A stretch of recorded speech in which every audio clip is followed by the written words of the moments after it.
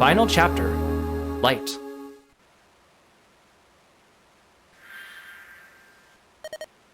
Nurgle should be back there.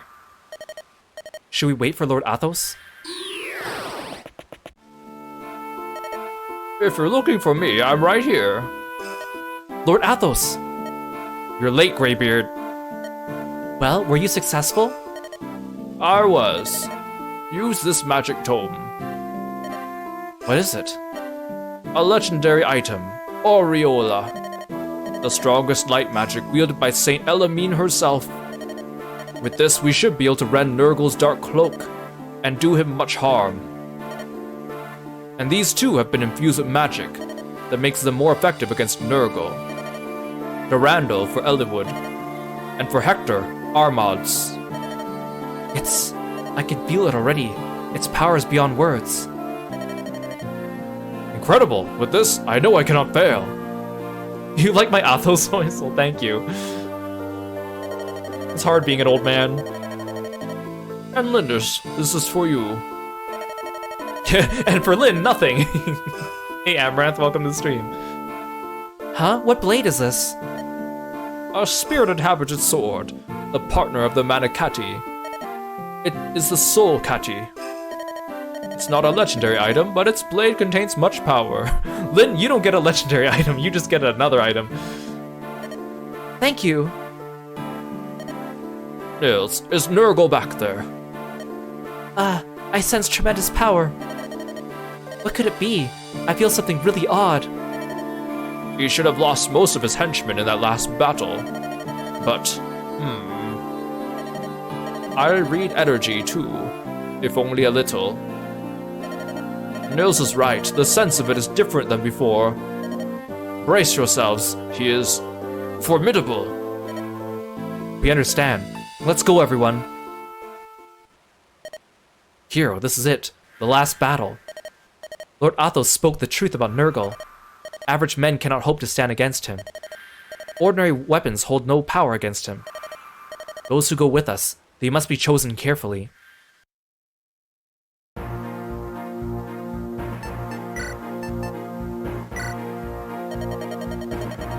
Yeah, I guess Lyn has two Kati now. She can dual wield them, right? Double the power. This must surely be your final battle. As Lord Athos said, our destiny hangs in the balance of this final confrontation. You don't need an augury. Nurgle is strong. You and your companions must match him, strength for strength. There are others. You must defeat them all before you can confront Nurgle. Kiro, everything now comes down to your strategy. Please lead us to victory. I keep forgetting that I'm actually a character in this game because like they almost never talk to the tactician directly. Night, Catboy Panic. Thanks for stopping by the stream. We'll catch you next time. Take care. Okay, now we can start breaking out the actual, like, strong weapons. Oh, take care, Danger. You take care as well. Have a good rest. We'll catch you next time.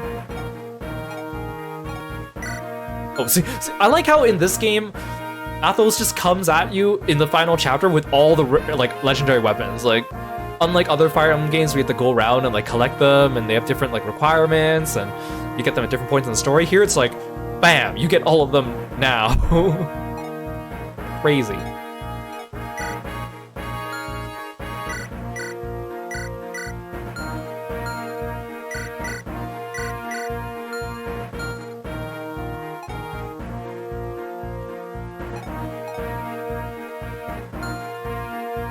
So we gotta pick who to go with us. So Matthew's not really a combat unit, so he doesn't get to come. We have to bring Athos. He definitely needs to come. I think Sane has earned his place on the team. He's very strong right now. Kent is good. Has he earned his place with Sane though? Maybe not. I mean, Jafar's good too, but I don't think he's that strong right now. I should bring some magic uses though. Lucius is good. Oh, he doesn't. Oh, see, the problem with Lucius is he doesn't have a high rank in staves, unfortunately. So maybe I should swap him out for Priscilla, because she has a high stave rank. She has like low magic, but that's okay, because she's not going to be attacking. She's just going to be healing. I think Candace has actually earned his spot. We'll see. Maybe not, though, because I don't think it's a good weapon for him. Jafar might not have earned his spot, but I like Jafar. Guy, I don't think is strong enough to do anything here. Even with a good weapon. Will also has really low speed, unfortunately, which is a shame because I like Will. So maybe I should bring Kent. See, I'm not so confident about this group now.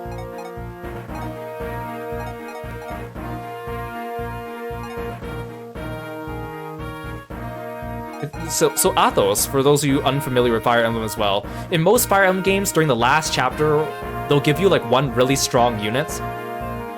This archetype is called the Goto, or Goto, depending on how you pronounce his name, named after him from the first Fire Emblem game. Basically, because Fire Emblem is a resource management game, right? So if you fuck up, and you don't give enough XP to your lords, or your party, or you got too many people killed off, then at least he's a crutch to basically help you through and make sure that you actually are able to finish the chapter.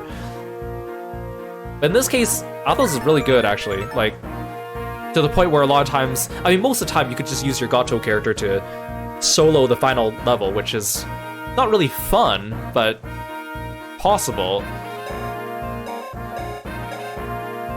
The thing is, he has S in everything, too, so he can also be my stave user if I need to. Let's distribute our weapons. Actually, let's get rid of all our bad weapons. I'll just load them onto someone who's not in the party.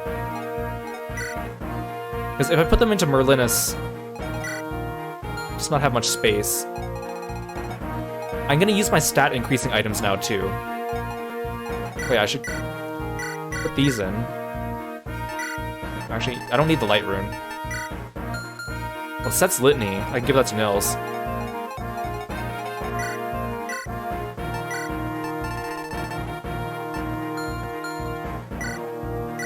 I don't need a Vulnerary. I'll take an Elixir.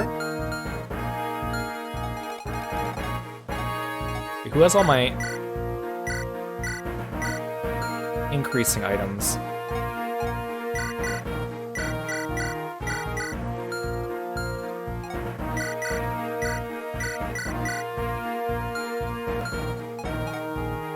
I still have more to give.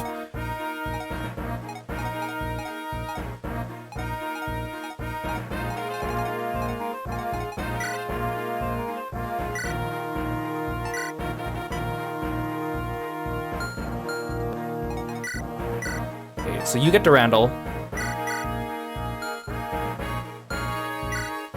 See, the problem is, like, the enemies on this map are actually really strong, so I can't just go in with iron weapons now. I actually have to use my weapons. Now, the thing is, the weapons that Athos comes with are also, they cost 0 value in the game. So even if you use them, you don't lose monetary value. If you get any other of the S-rank items on this map, and you start using them, depleting their usages decreases your money rating. So, if possible, we want to just stick to these weapons. Hey Lork, welcome to the stream. Thanks for dropping by. You can get more of these. Yeah, Athos brought the goods.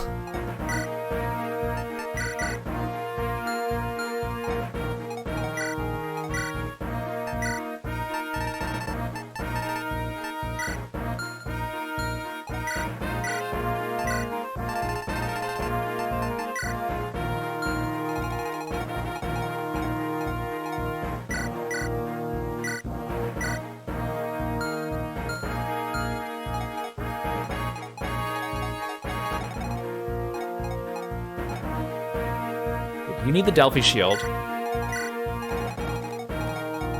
Yeah, everyone back here, they're just mules. They just hold stuff for me. I don't have room.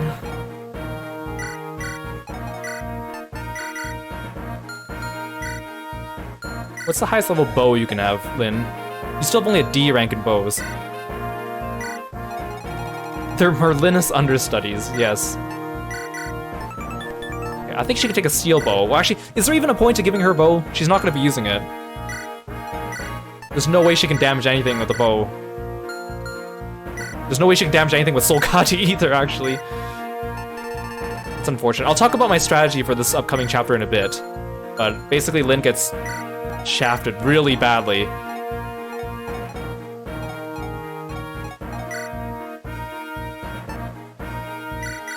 I'll keep the longbow just in case. That might be useful.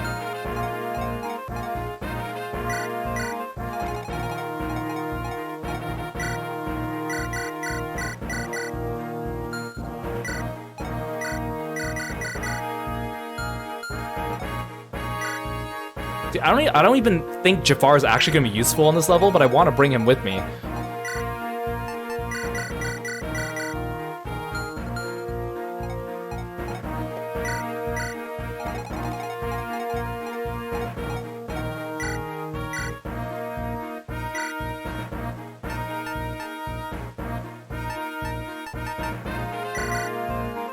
Problem is Priscilla has high staff, but she has low anima. So she can't really use anything stronger, but she's gonna be my staff bot.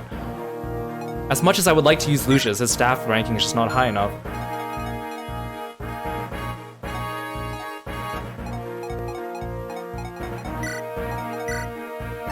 Okay, what's my strongest lance? I do have a brave lance, that might be useful. I also have these short spears. Oh, I also have spears though. Here, you could take a spear. In fact, here, I'll give you Vida's spear.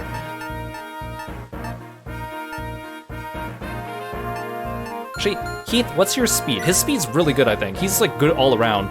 He's capped out, he's at 23. You're 24. You're 21, so you might... Oh, wait, why do you have... I forgot, Sane still has to get rid of his weapons. You don't need Fimball Butter.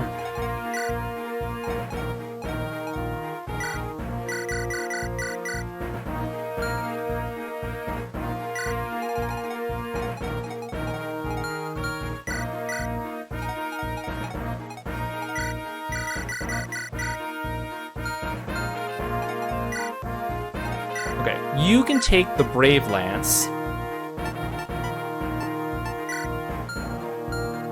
Keith, you can take the Silver Lance. You should have the highest might.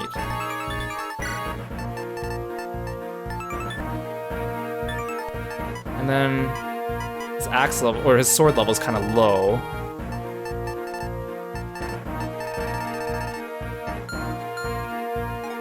I'll take back my steel sword then, whoever I gave that to.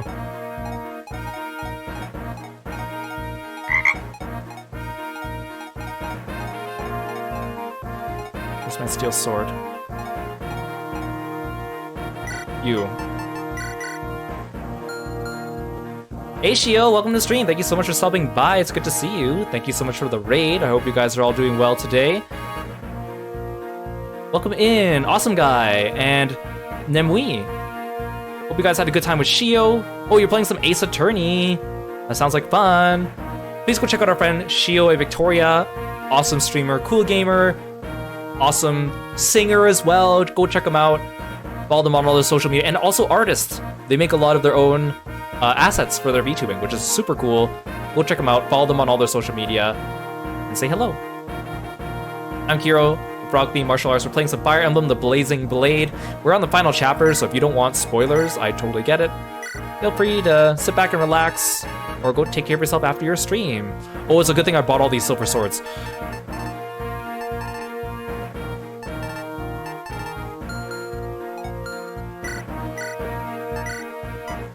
Oh, I also need a Sword Reaver. Sword Slayer's good specifically against Myrmidons. This one's good against swords. Well, I'll take the Sword Reaver. The Wolf Bale's also good too. I'll take the Wolf Bale back. I'll take the Sword Reaver. Priscilla, you can take our good staves. I'll need a Fortify. Oh, I'll probably need a Restore. I should probably take more staff users then, just in case. Sleep might be useful. And a Physic.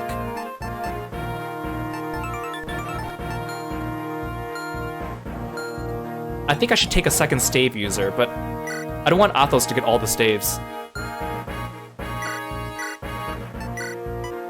Also, I'm gonna give Athos Luna, which is, you'll see why in a bit. Actually, I'll give you sleep. You probably have the best chance of landing the sleep. Priscilla... Maybe I don't need vulneraries. I'll take a restore.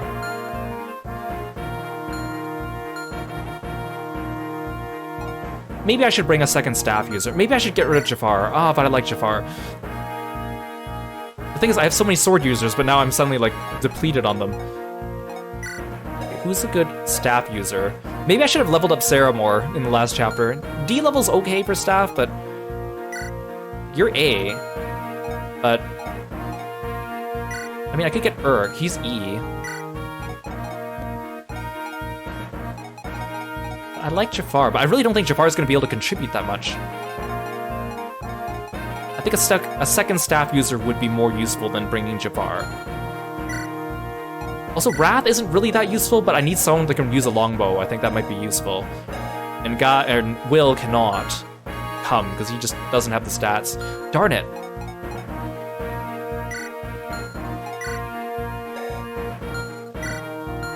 Lucius has a B, so that's actually better than Canis. He could also power up Raven. I just need someone else to carry a restore.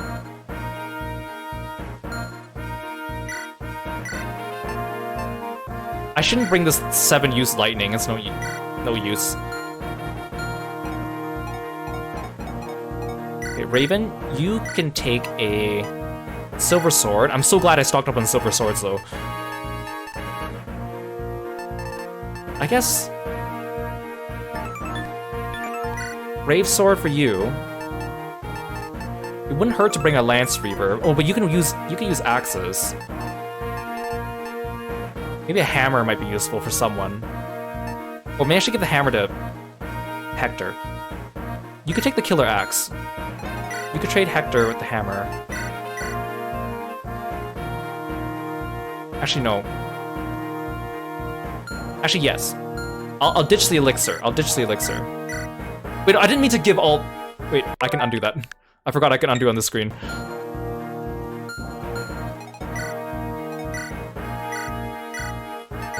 I need, like, one normal axe. Do I not have just a silver axe? I guess I don't. I mean, Brave Axe is good. I mean, I guess I have to give it to Hector, because who else can use it? No one. I don't think anyone else has a high enough rank in axes.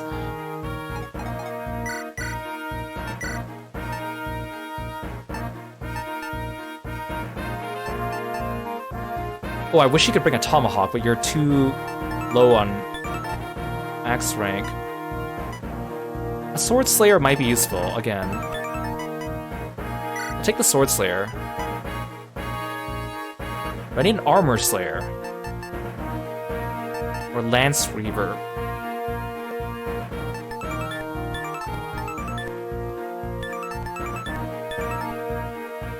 I don't think so.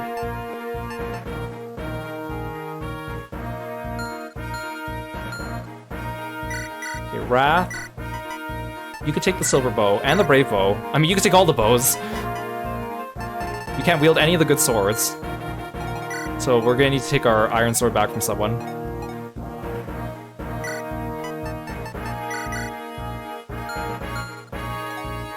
Okay. Sane and Kent could use everything, but it's like... But what do I take for them?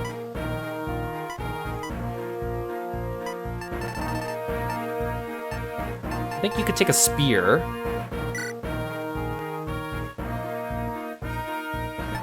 Maybe an axe reaver? I can't believe I don't have, like, silver lances either.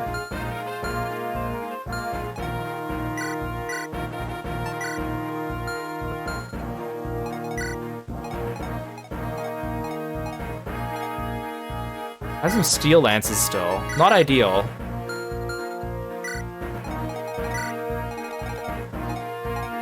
Who's holding onto my steel lances? Oh, that one's low durability. Is that my last steel lance? Probably. I think so.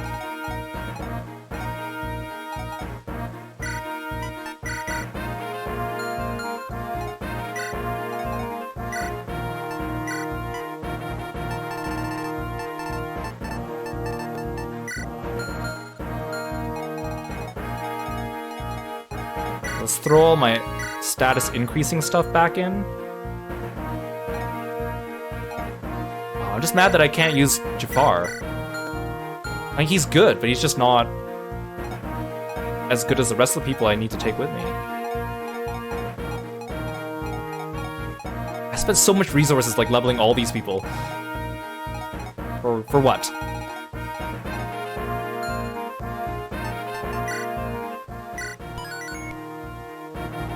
You can hang out with Tino, I guess.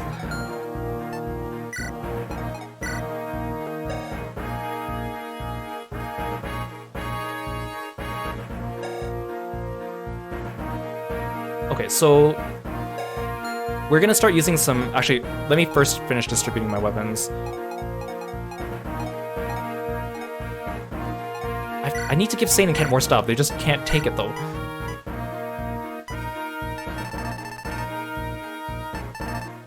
I guess I can give you a killing edge. It's better than giving you an iron sword.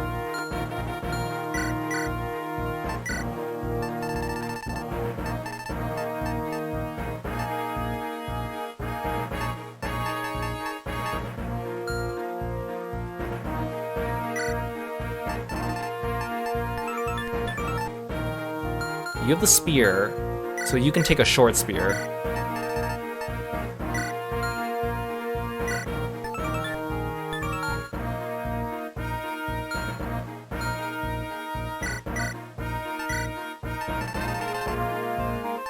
I guess I'll give you a killing edge. Who doesn't love gambling?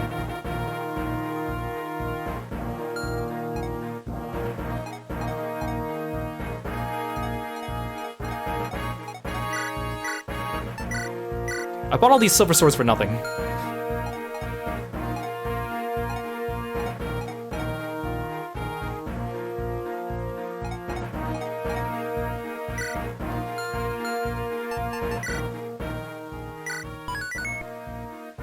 Okay, so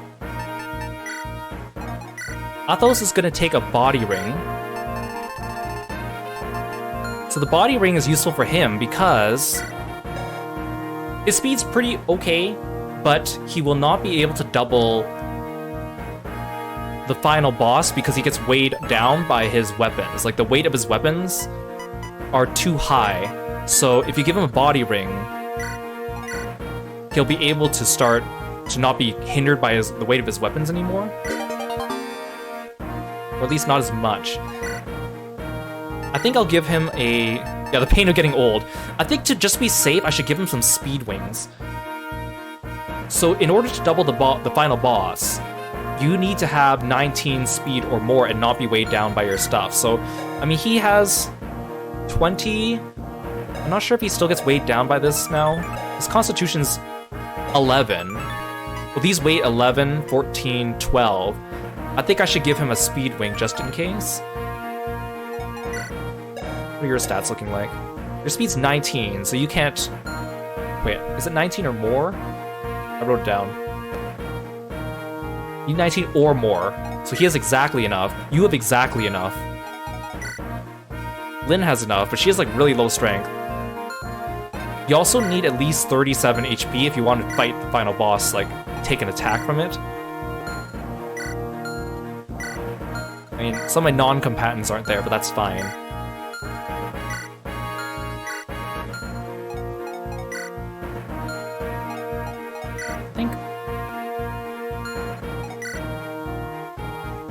So people also say Hector also benefits from the ring, the body ring, because some of these weapons are quite heavy.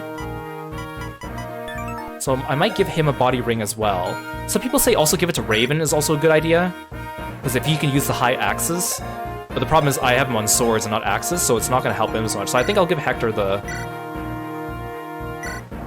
Take the hammer out. I'll give you the body ring.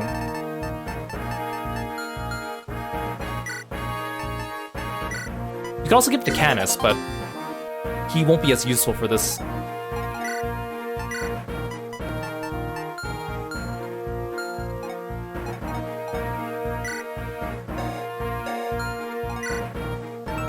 I think I should give Hector more speed, because I think he's still going to be weighed down.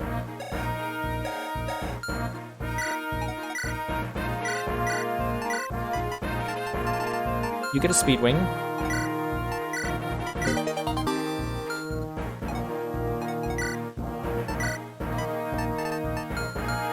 The distributing status items is not something I like doing either when I save them for the end of the game. I like doing it on the trial maps so I can just hoard everything, but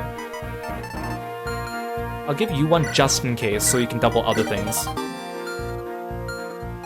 Now, Lyn could really use some strength, but I think she's not really going to be attacking that much anyways, unfortunately. So maybe I should just load up Hector. Like, maybe I should just give Hector all my shit. It's better to power up one unit a bunch instead of just, like, spreading it.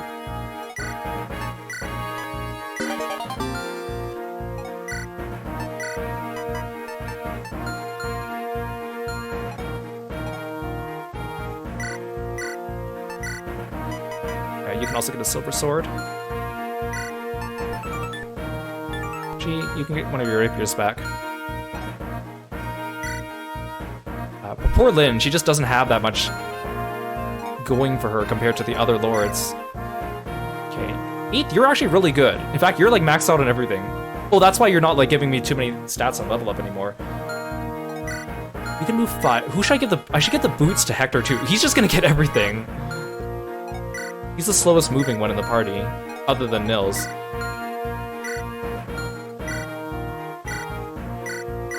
I guess you're just gonna get boots too.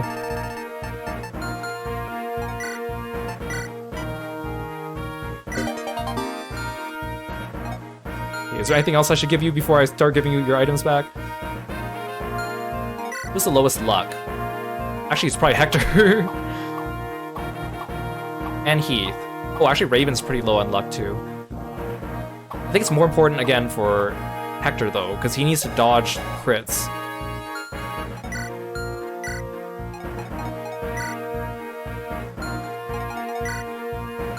Actually, his crit avoid's not that bad. Maybe I don't need to use the rest of my items. Who's low defense? Probably Lyn. Actually, Eliwood does too.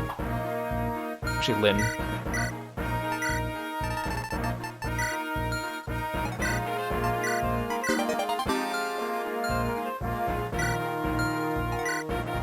Your defense is off the charts, so you don't need that.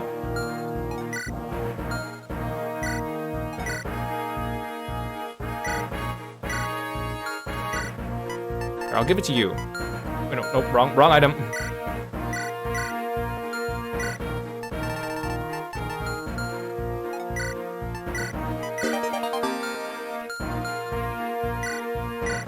And then low defense or low resistance. You have 11.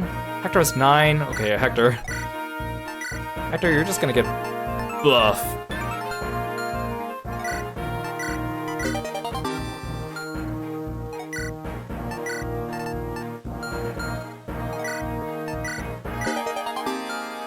Gee, heck, I'll take the luck on you too.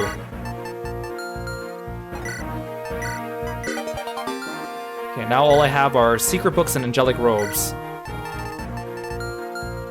So people that have trouble missing. Skill 20, skill, you're capped on skill. Your skill's fine. Your skill's fine. Your skill's fine. I think everyone's okay on skill actually. Saint could use more.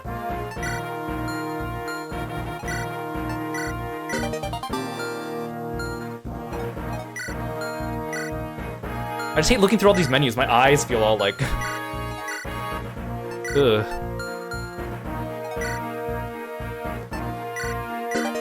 Well, that's the thing. It's like I'm gonna save on a different save file afterwards, so we can reshuffle our items around. I've also saved the last couple chapters on different files, so we could do that. But chances are I'm probably not gonna come back on to the save file ever. But it's a nice thought. If this game had a post-game, that'd be completely different, but it does not, unfortunately. Okay, you know what? Maybe I'll take Hector to... I'll just buff him. He misses sometimes, so... Okay, now, HP... Lyn's actually higher than she would be normally. Because I already gave her a Seraph Robe in Lyn's chapter. If I keep Priscilla and Lucius out of the enemy fire, they shouldn't need to worry about that. So maybe Lyn could use it. And then maybe Wrath can get the other one. See, like, what happens is when I finish Path of Radiance, I usually don't use any of the items, and then when we play Trial Maps, we have access to everything, so I can, like, do whatever I want. It's like a big sandbox, and it's so much fun. And it's just too bad I can't do that in this game.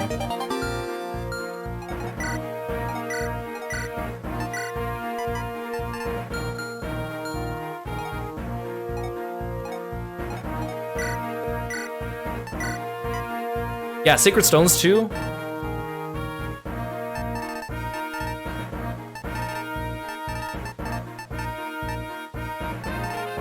I'll bring another Physic just in case.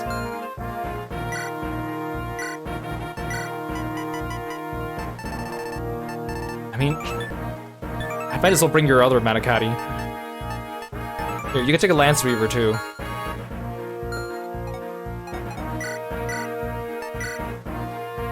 I just can't believe I don't have a Silver Lance. What do I do? It's in Heath's inventory. I only have one.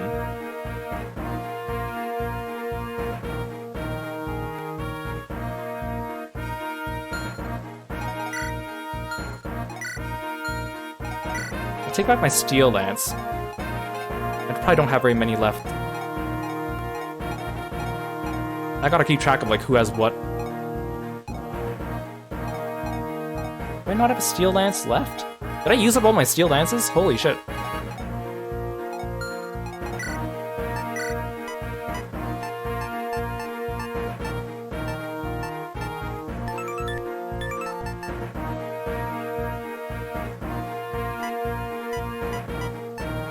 Someone stealed my Steel Lance. You got that right.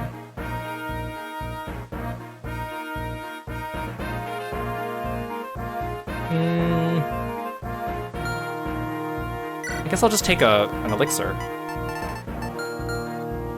Oh, someone should bring some pure waters too.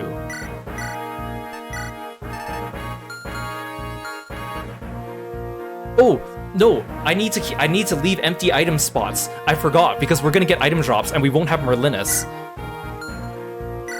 so I can't be full.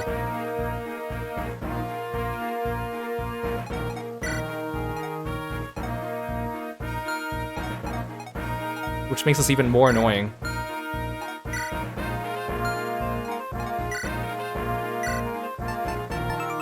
Rapax is B. Who else has a B in axes? Not you. Not you. Oh, you were so close, Raven. If I bring this with me, maybe I'll be able to use it.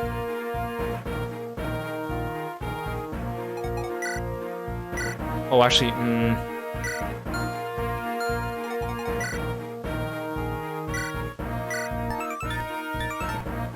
I think I'll just go without the hammer.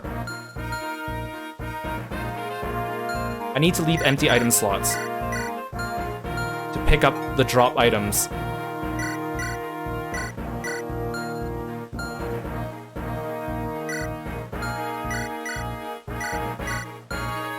And then I need people to be pack mules.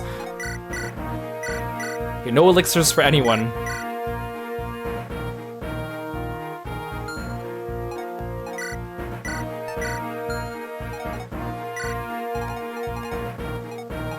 I'll take an Iron Lance off someone, though. This is so annoying. I miss just being able to send things to the convoy willy-nilly.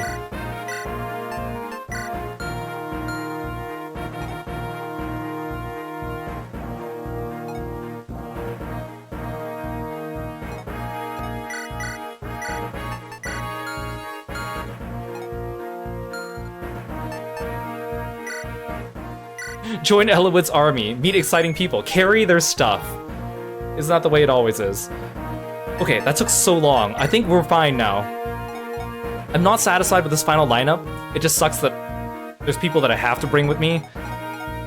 I worked so hard leveling Jafar, Matthew, Guy, Candace, Will, Irk, Sarah. That's okay. We have all my best units.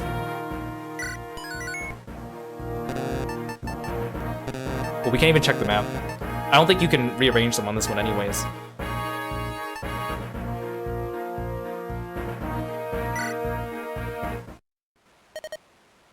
Lord Eliwood, Lord Hector. Merlinus, thank you for everything. You're made of sterner stuff than I imagined. Thought you would have fled by now. I thought as much. You're not taking me with you. They just assumed they weren't taking it. He wasn't taking it with them. Oh. That's disgusting. Cry if you must, but do something with a runny nose. What are we supposed to do? You can't fight, so we can't afford to take you with us. Take this and return to Fargus' ship.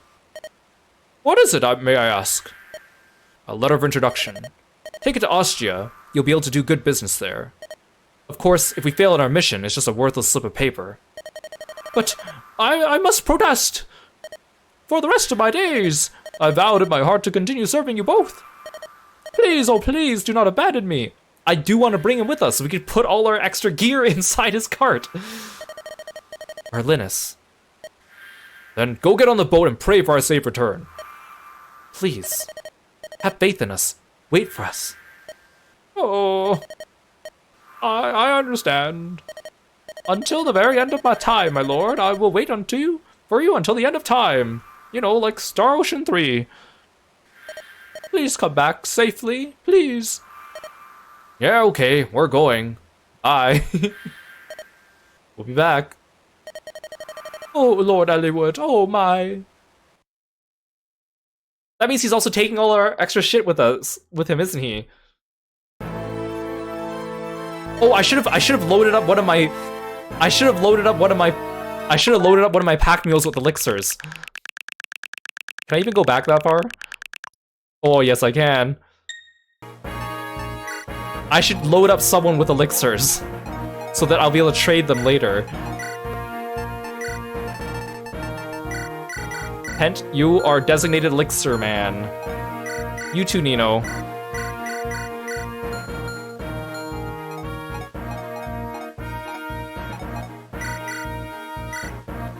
I just can't believe he's running off with all our stuff. That's ridiculous. Ridiculous. Actually, if I'm bringing Lucius, I might as well bring some better magic for him.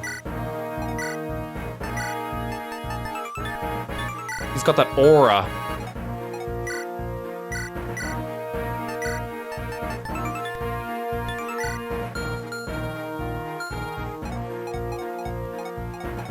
Oh, we also need someone to hang on to all our staves in case we need extra staves for later.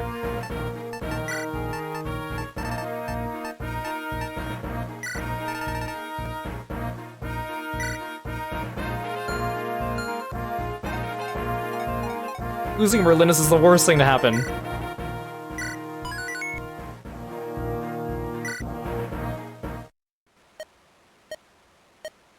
I don't want to press skip in case it skips, like, the entire scene.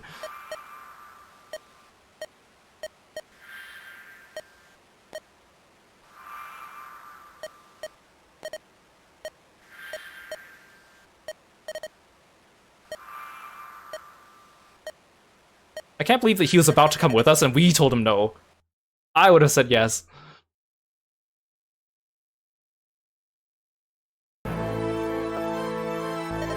Nurgle! Puh, you're here. But you're too late. The gate is already opened. I will claim the mighty quintessence of dragons. I will become stronger and move even closer to perfection. How many lives must you steal before you're satisfied? And it's not only those who die. What about the ones left behind in pain and sorrow? What about them? I am who I am. The pain of others I do not feel. The sorrow of others does not touch me. Death feeds me. Death pleases me. I am the essence I must consume. You fools have become corpses here because I wish it to be. Rise and come forth, my servants.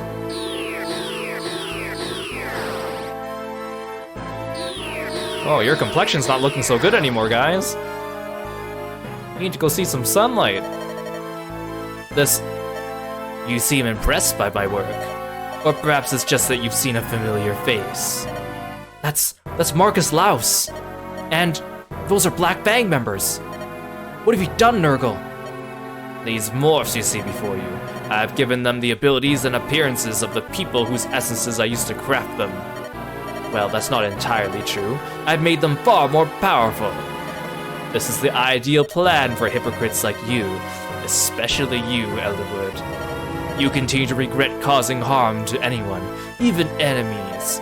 However, no matter the reason, once the deed is done, it's done. Whether you enjoy it or not is irrelevant. The result's the same. It's not the same. If you feel no horror for taking someone's life, then you yourself are not alive.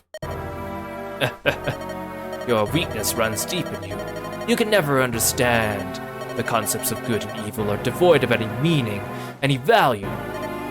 These ideas prevent humans from liberating their own strengths. Such foolishness. The ultimate foolishness of the human race. Nurgle, after all these years, you have not stopped to reconsider your ideas at all. The same is true of you, Athos. You must see the truth of it.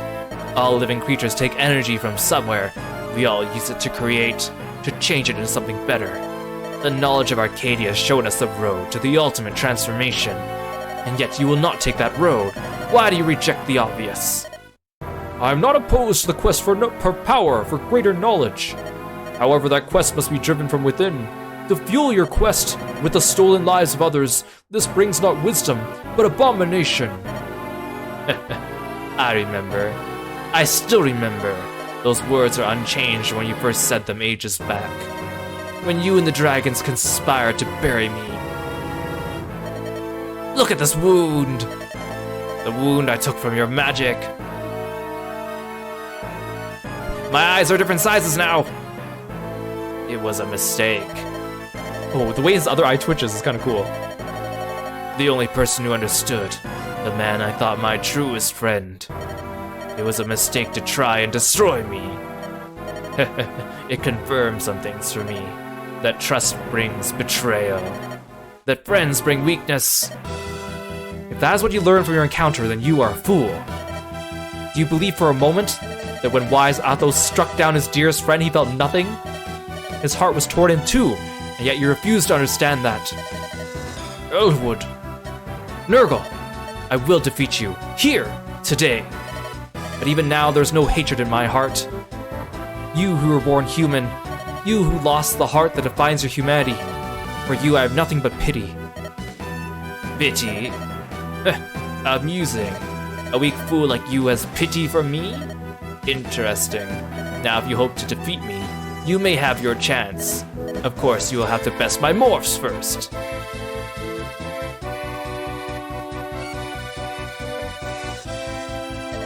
Listen to me, this is my fight now. Mine alone. Everyone stay back. What are you talking about, Eliwood? We brought 12 people. Hey, what are you talking about? We've come this far together, haven't we? That's right, I've said it before. We all feel the same way. Hector, Lindis. Don't forget me, Lord Eliwood. And Ninian, I'm sure she's here as well. Nils. Kiro, you too? For Burn, land of my birth, may I return to it soon. For those whose reasoning is bent, I will straighten it with my bow. If I die here, so be it. Raven, you could say something a little bit more heroic than that. I guess it's kind of badass. I don't want to lose anyone, so I will fight my strongest. I won't hold back. This is for all the lovely ladies I have yet to meet. I'll gladly volunteer to protect Lycia with my life. Blessed Saint Elamine, please grant us a miracle. Everyone. Taylor, welcome in. Thank you so much for following me and being a froggy friend. Let's go. We gotta stop Nurgle. Kiro just kind of disappears into Eliwood.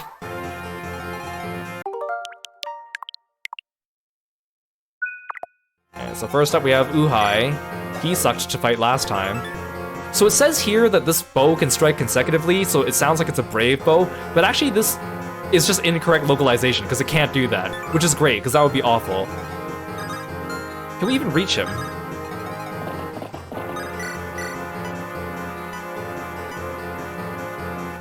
I would like to eliminate him this turn, because he's going to be very dangerous next turn.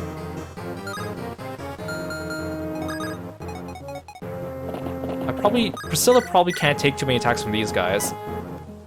No, she can't even do damage to that. Ooh, wait, Archer versus Archer. Yes, Wrath. Hey, Reisna, welcome to the stream. Thanks for stopping by. It's good to see you. Thank you so much for the raid. Welcome in, Wandering Nomad and Reisna. Hope you guys had a great stream. Hey, AHGRDR, welcome to the stream. Agurd. I apologize. You guys replaced the Final Fantasy 14. I hope you had a good time with Reisna. Please go check out our friend Reisna. She's a really cool Snow Leopard VTuber. Also, an amazing singer and community leader.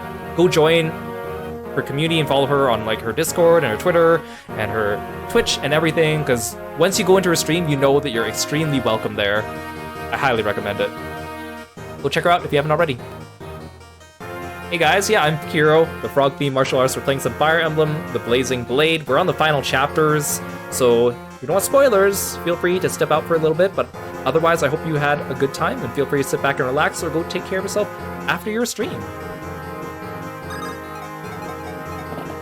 Okay, so Wrath can probably solo this room on his own, and plus the fact they're all archers means that they can only attack him. Oh, they have longbows though, so well, that's fine.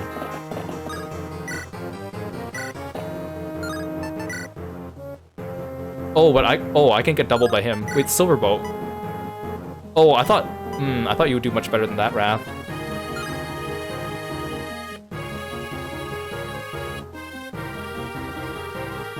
Oh, actually, what I should do, if I attack you with him here, well, that's not good. That's not good enough. No one's good enough.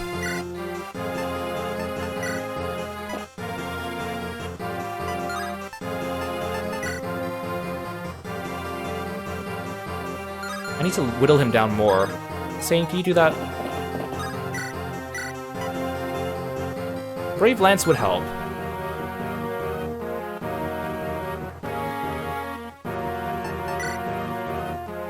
I could take a risk with the Killing Edge, actually. 41% crit. If I get 3 times on the 14, that's better than getting him with the Brave Lance. Let's take a risk. If he doesn't, I'll just rewind, because we're at the beginning of the chapter.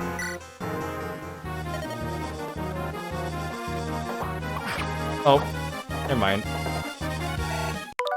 Sane. Fine.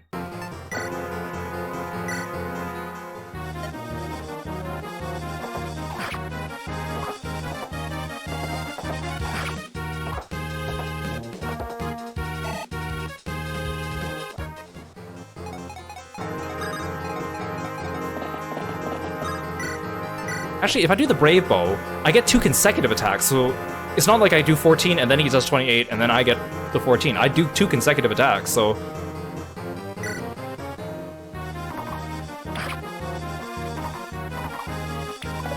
Oh!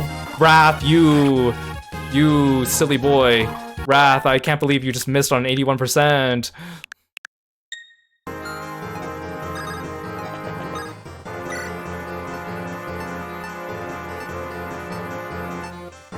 Oh, I thought I had something that increases, like, hit rate. Okay, I can fix this.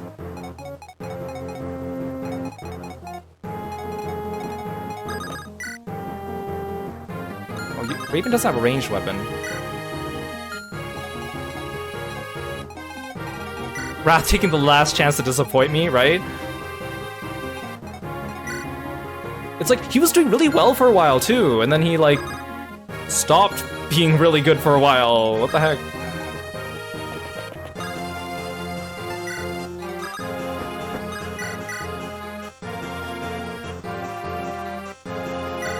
I'll let Heath re-roll the RNG for him.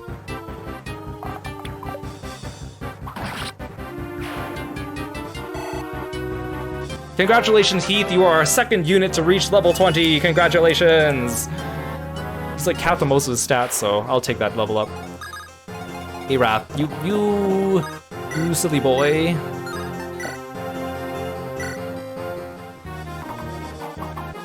Oh, you get a crit now! Oh, the color returned to his face.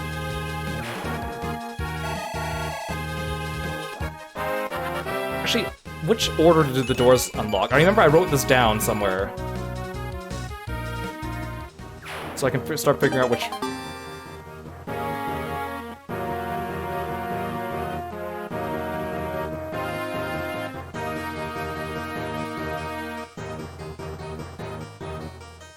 Door opening order.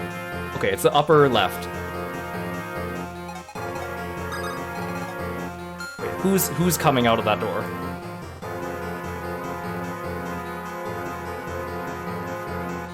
Oh, it's just the priest dude. He'll be easy to take care of.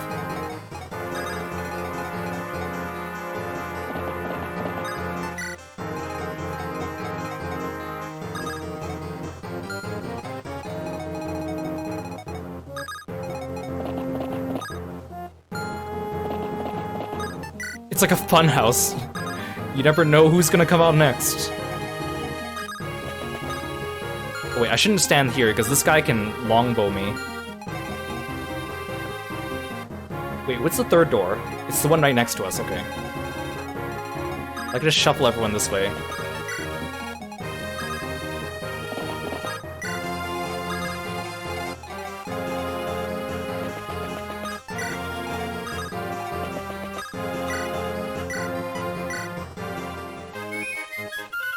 And then the third... Who's behind door number 3?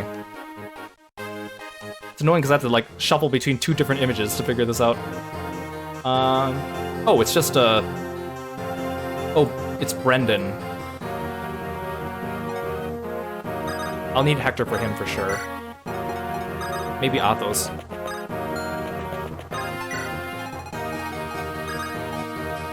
I would put Lucius in the middle-ish. Oh, I should have given him a physic. Oh no, he can't wield a physic. He's not good enough.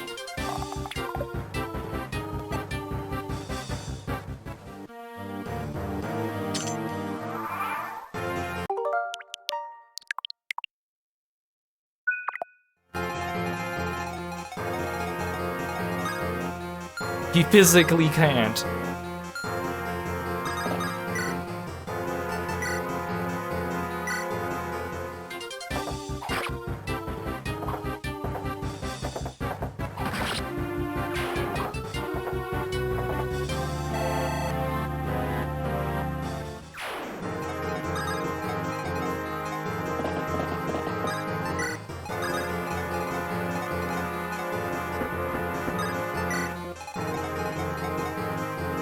There's Kenneth. See, they all drop, like, special weapons. But again, these weapons are really good. They're S rank, but if you use them even once, they drop they drop a lot in value. So if you're going for the money rating, you shouldn't use them, because they do count towards your money rating. But all the weapons that Athos came with do not count for your money rating, because they are worth 0 in the game files.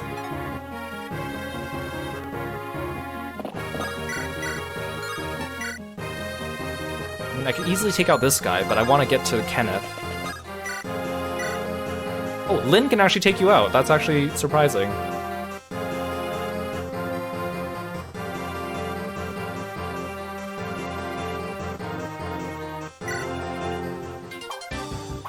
Actually, no, that's a waste of Soul Caddy. I'm gonna hit you with something else. You don't even deserve that. You can have a silver sword.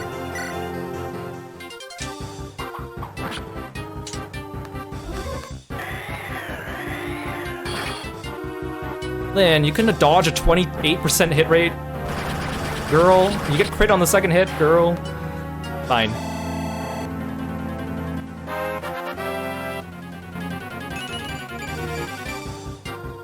Okay, that's a pretty good level up though. Thanks.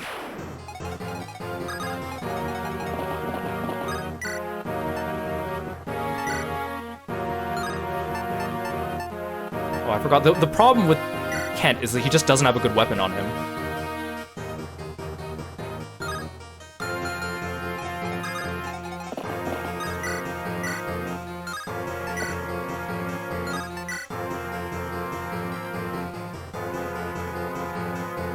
Let's take a risk with the Killing Edge and see what happens.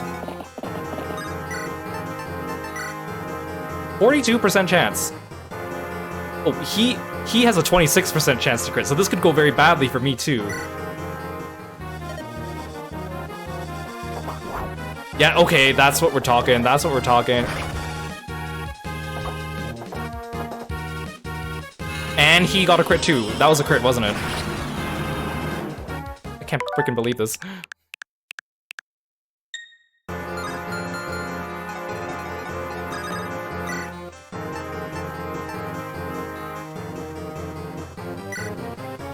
What if I do this?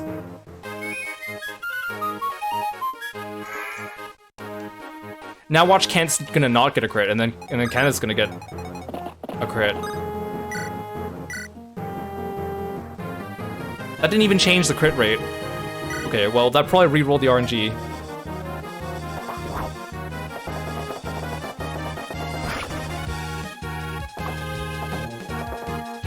Okay, there. He uses a regular hit.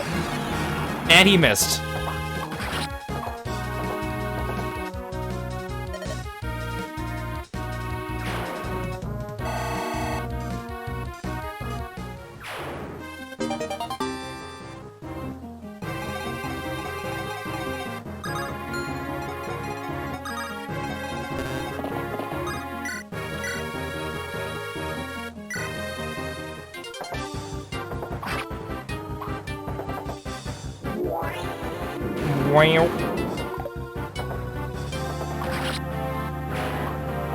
Okay, that actually went well.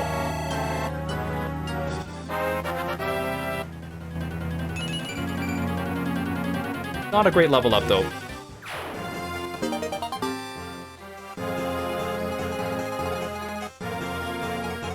Okay. After this door, who's next? After this one, it's the one across from us, and it is... Oh, that one's the easy door. That one's Marcus Laus.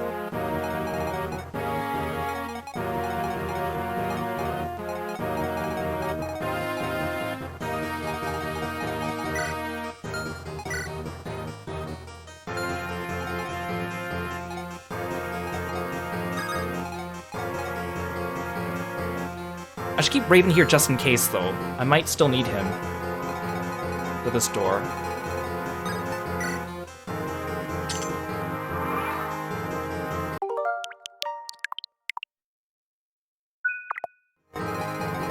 Okay, so Brendan's dangerous because he just has a really freaking high attack.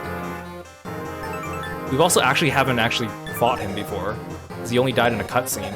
But I think Hector has like a ton of defense. He can match him, but...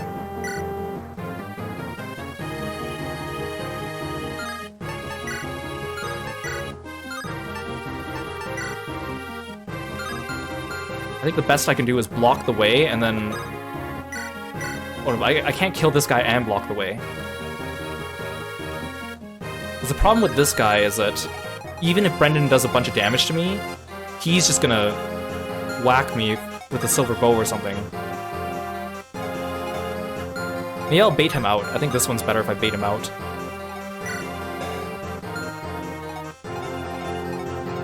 So he can stand here. And then the other guy can stand here. So I think I should be able to...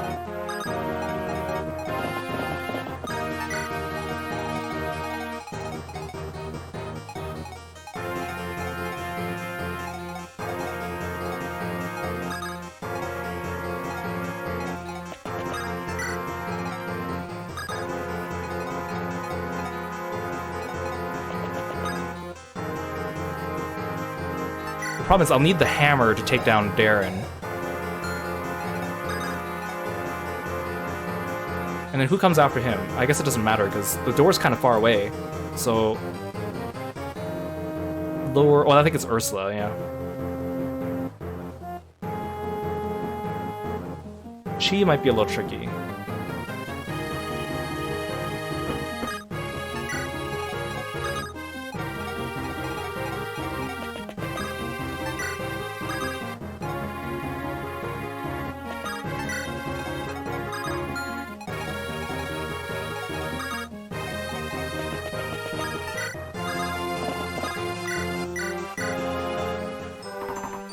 Of course, Lyn was the only person that got hit in that room. Despite she's supposed to be like the fast one, right?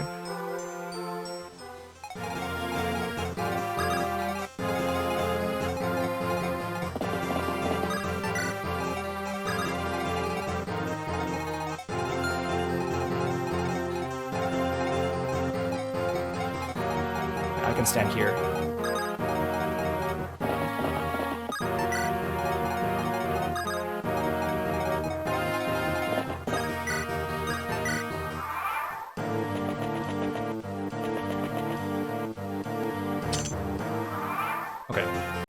I think that's fine.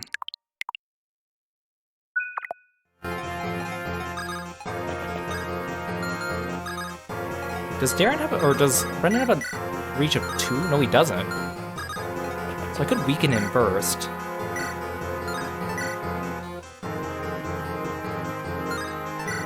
The hammer does more damage, even though... Oh, no, never mind. Sword Reaper is even better. Ooh, the Wolf Bale has a high crit rate on him, though. Actually, they all kind of do. This one does 15. So much for our mods, huh?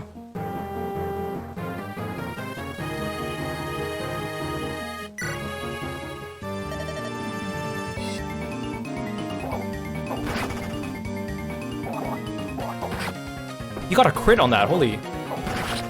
Hey, you got a double crit, thank you, Hector.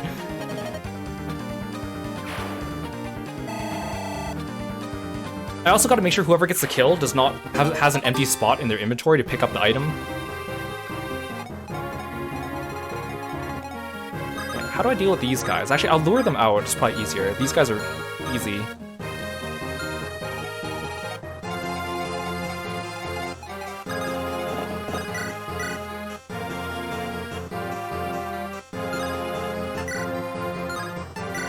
Killing Edge has been serving me pretty well here.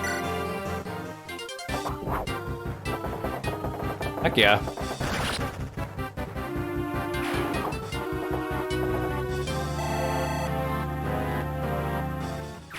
Okay, well, now I gotta get ready for Ursula.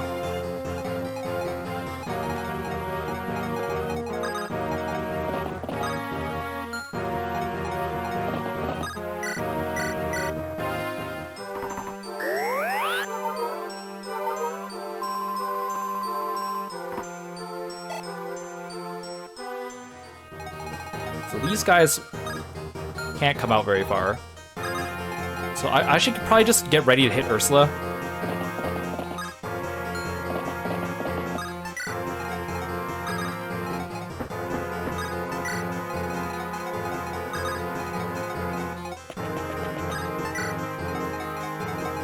I should probably take Basilicos off Hector as well.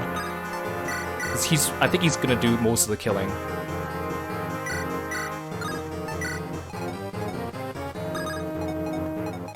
Thank you for calling Kirby.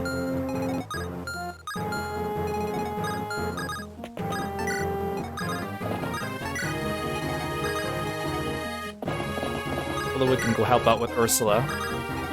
Athos, you can hang out in the middle. Nils in the middle.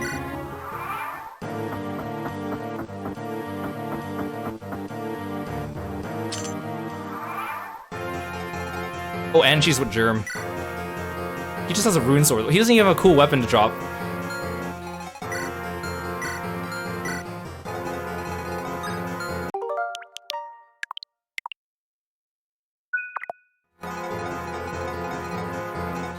You know, I'll focus on them first. But the Brave Lance serves me really well here.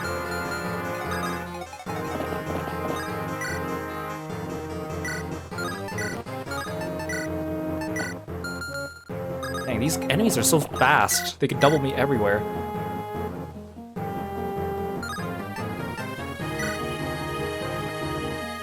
If I do this, I might crit. The killing edge has actually been the clincher here.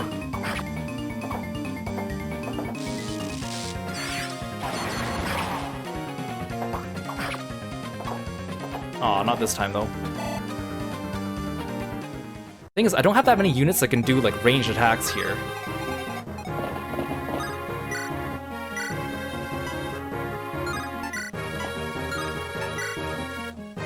Oh, Germ's actually too fast for me.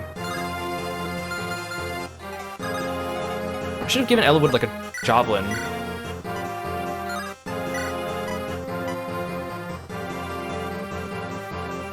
Oh! I just realized I can attack through this wall. I could do this. I can sniper through here.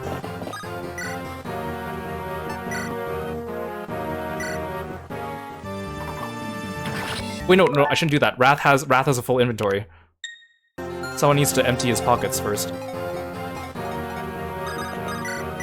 I just need to make sure whoever stands here doesn't get, like, killed.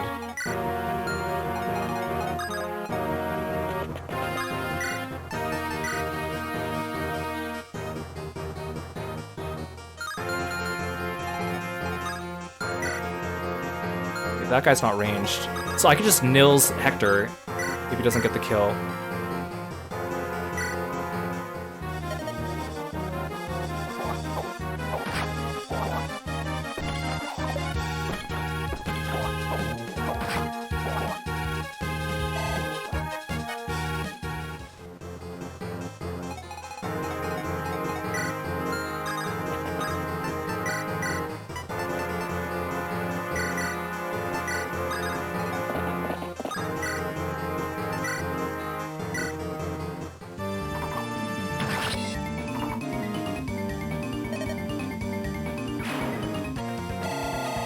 Things are going according to plan for now.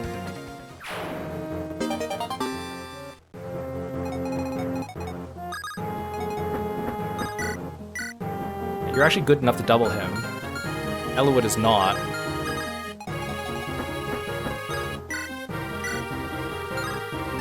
I should have given you a killing lance.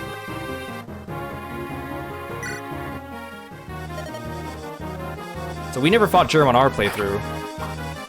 But you would fight him instead of Kenneth. Oh, that heals him too, I forgot.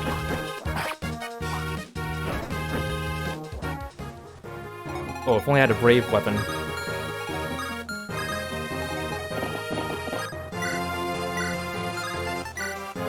Oh, I can just one-shot him with Durandal.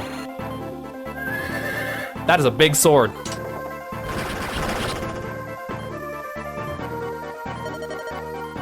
The way they smile afterwards, I mean, I know why they want to put out their misery, but it's just weird to see characters like Germ smiling. Or, Kenneth.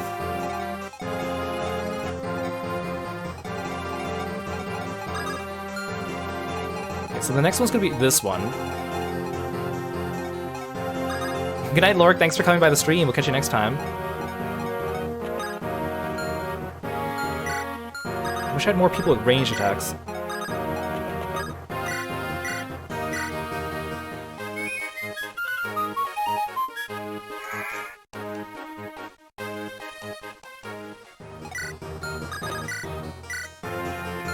He can't even kill with this.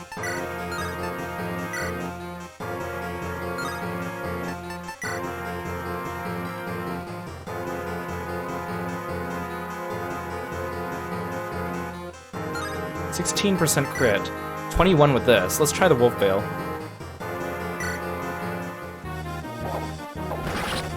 Oh, thank you. Yeah, we're getting the crits when I need them for once. This is why I buffed the heck out of Hector with items, because I knew he would be the clincher for some of these fights.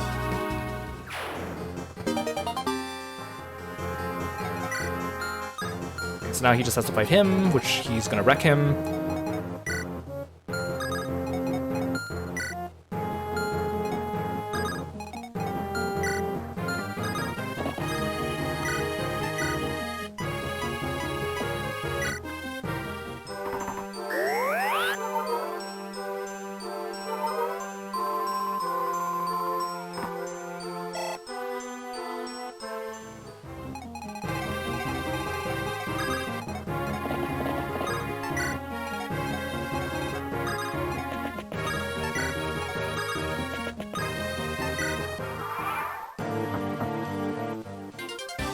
Oh, this guy does like nothing.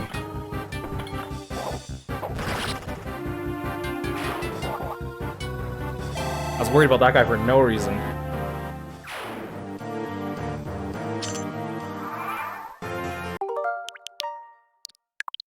Okay, now this one's the hardest room because it's Lloyd and Linus, and they both have A supports with each other, so when they stand near each other, it actually gets pretty tricky. But what we can do is we can lure one of them out. We could sleep one of them.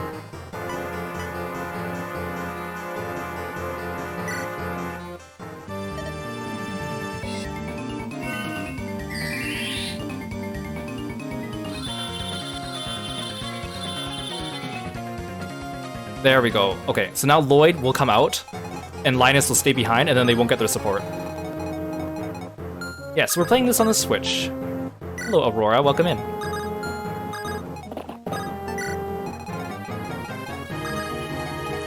think these guys will be able to get out in time.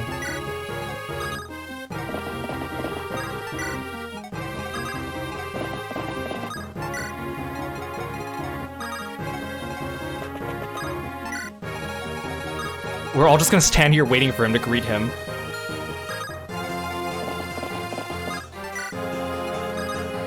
Yes, this is through Nintendo Switch Online Expansion Pass Plus. Blazing Blade and Sacred Stones are both available.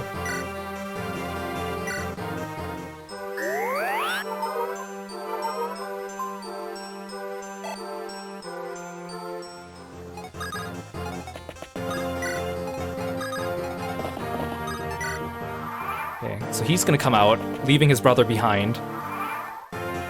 The fool. Now let's destroy him. But also we gotta make sure that we're not full on items when we do. Let's see how much damage everyone does to him. Oh, that's not good. He can't attack from range though with this.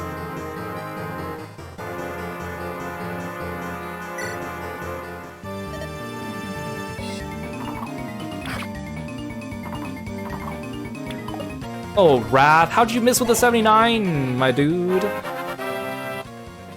Wrath is just finding new ways to let me down. Oh, but he got a good level up, so I can't even get mad at him. That's his plan all along, wasn't it?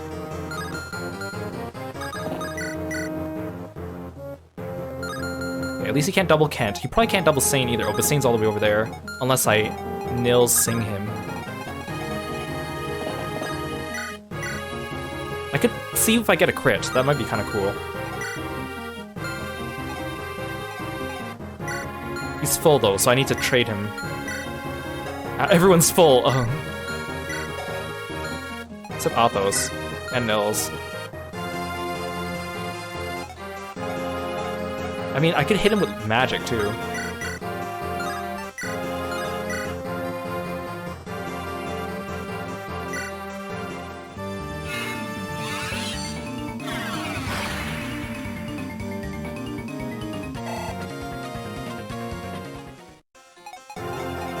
I don't think Priscilla's gonna do much to him.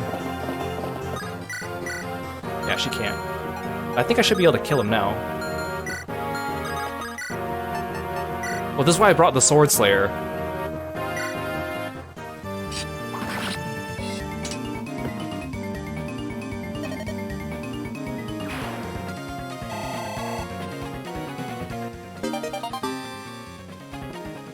Okay, so now we're all gonna line up outside of Linus's door and get ready for him to wake up soon. And greet him with a nice little, wakey wakey.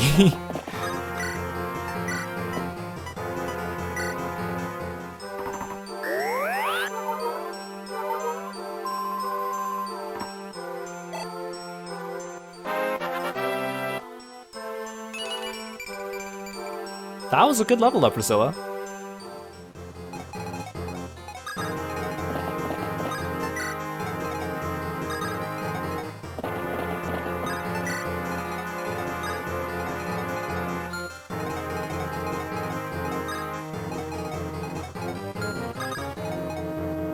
Yeah, wakey wakey, sleepyhead. We're gonna stab you with all these swords.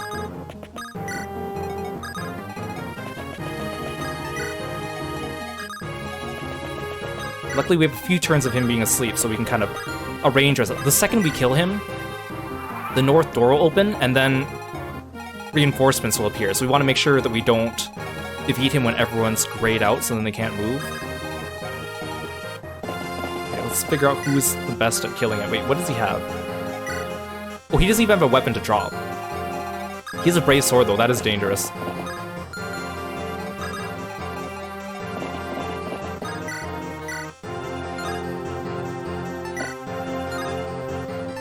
Times 2. I don't want to use the rain flesh.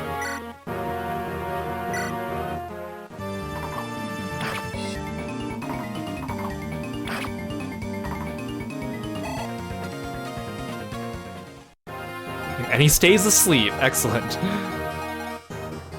Fire Emblem rules, everyone.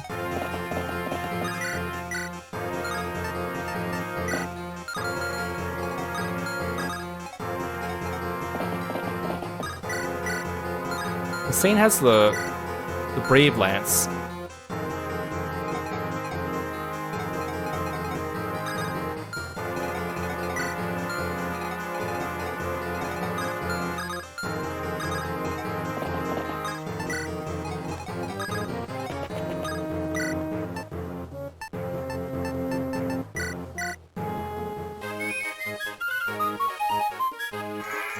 I haven't played the older Fire Emblems, they seem hard. The thing about them is, I mean, it's nice because on Nintendo Switch, you can rewind time. But when you actually played them on Game Boy Advance, it's like, if someone died or messed up or whatever, you have to like redo the whole chapter. Like it was, oh wait, no, I can't do that one. I need to actually refresh his turn. So they're hard because of like the way the games were made. It wasn't until later that they added like ways for you to rewind time naturally or like casual mode or whatever, because they wanted new people to come into the series. So they made it easier, but the older games had like a level of difficulty to them, which made it fun, but also at times it was a little bit needlessly unfair at times. Oh, so these old games still don't have a casual mode. It's only classic, so if someone dies, they just die. But that's why we can do this, which is kind of nice. So if you fuck up, you can rewind time and then undo your mistake. Okay, I need someone with an empty inventory. My inventory's like full now.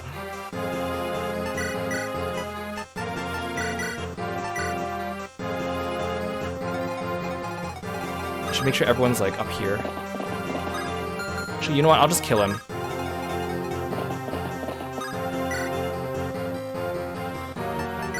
I can just kill him with a steel lance. Insult to injury here.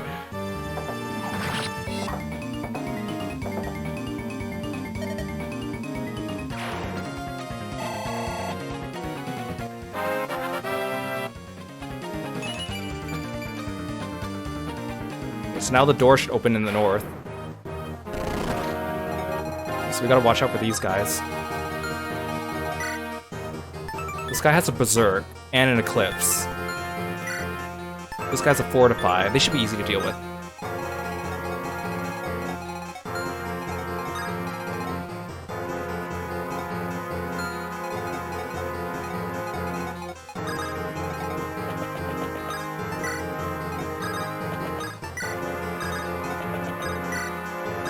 We'll lure them towards us.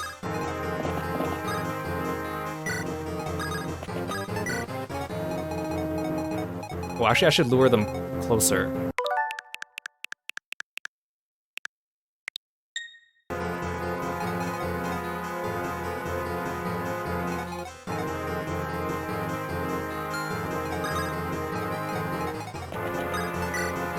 What's your resistance, Priscilla? 18. Here's a 23. Oh, but he can't get close enough to that guy. Okay, Lucius will go here. I could just four blaze this guy.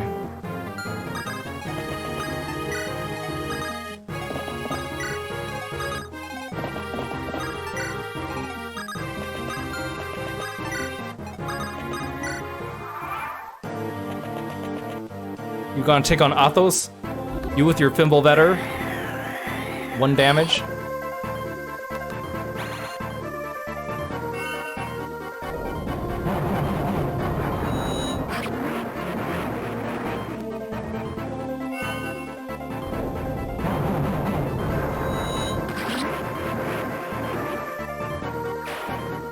This is why I gave Athos the body ring and the speed wing. Oh, you're not gonna eclipse us? Oh, yes, you are. You're gonna berserk us. Oh, I can't believe it actually worked. Who has a restore staff?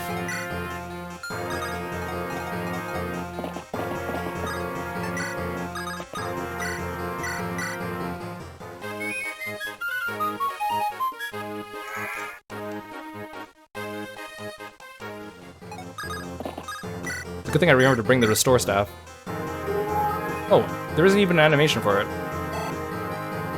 Okay, so, new druids. Nosferatu, okay, no danger. Can I get you with my aura?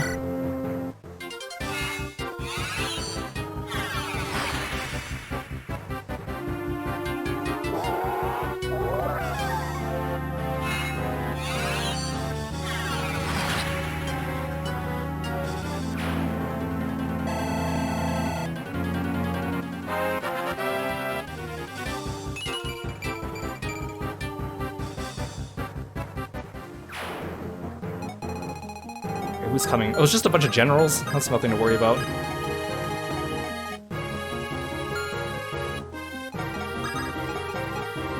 I suppose I can build a front for them.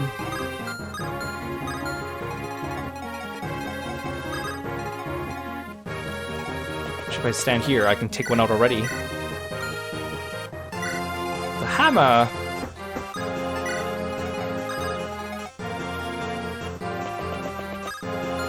I don't even know what Keith is equipped with. No,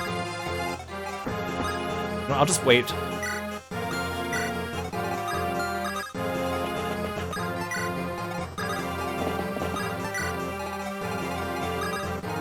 don't even know those druids are going to come for me from the top, but if they do, they're not really something I'm worried about.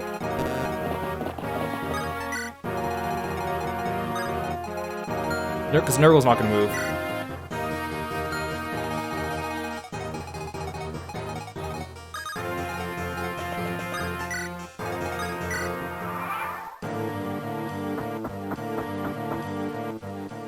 Oh, 0 hit, 0 damage, 0 crit. See, it's like the mini bosses on this stage are really tough, but then all the normal enemies are ridiculously easy. I guess it all balances out.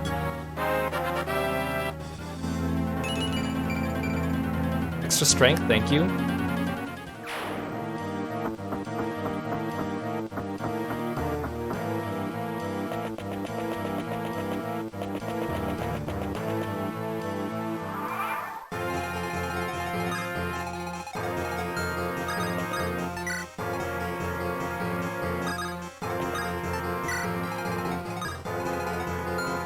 I don't want Athos in that range. I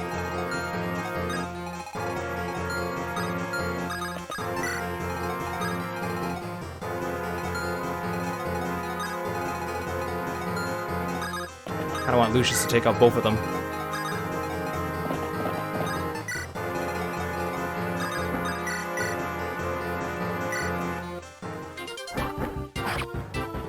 Wait, no. He's not gonna get any XP from that, so that's actually just that's a waste of a move. I'll just get Hector to keep doing it. It's not like I have anyone else to use the hammer on.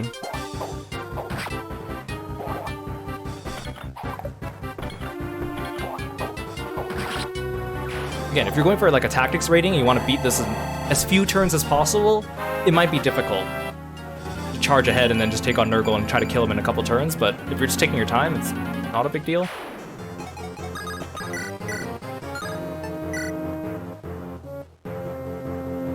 Ooh, 13 times 4 with the Brave Sword. Yes, please. Or you're just gonna crit him on the second one. Thank you, Raven.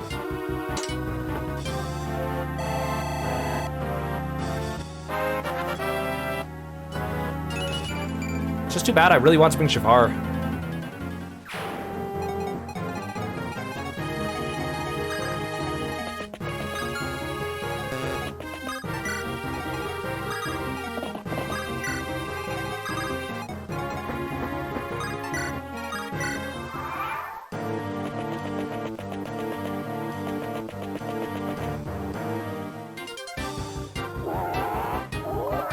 Actually, it's more disadvantageous for him to attack first, because the Nosferatu would heal him between shots if he did it on my turn.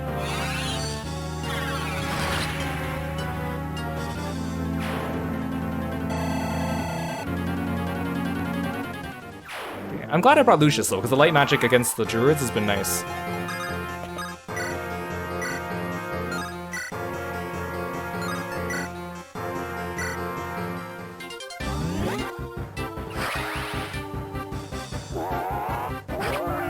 Oh, he actually did it. That's okay. Oh, Lucius is like, nah, I'm gonna crit you.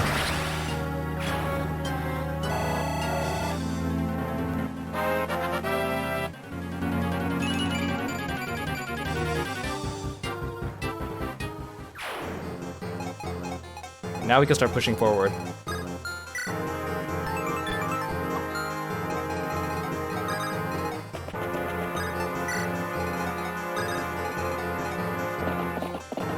How many mounted units are gonna get there so much faster? That's why I brought Priscilla.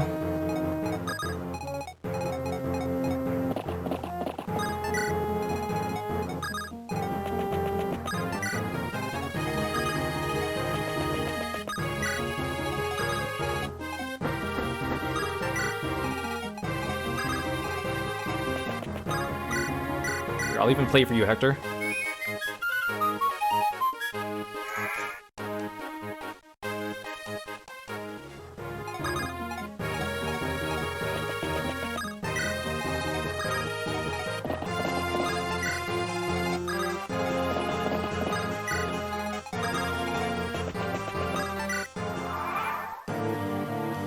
Look at this fool, he doesn't even know how to move. So Nurgle takes, like, specifically more damage from Aureola. He's, like, specifically weak to it for lore reasons. He only does 16 damage back to Athos, too.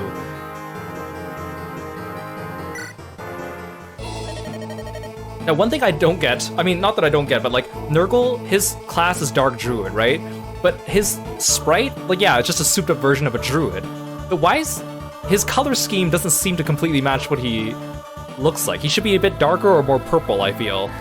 And like, where'd the red come from? I mean, it's cool, but it's just like, that, this does not scream Nurgle to me. Like, looking at this is like, who's this schmuck?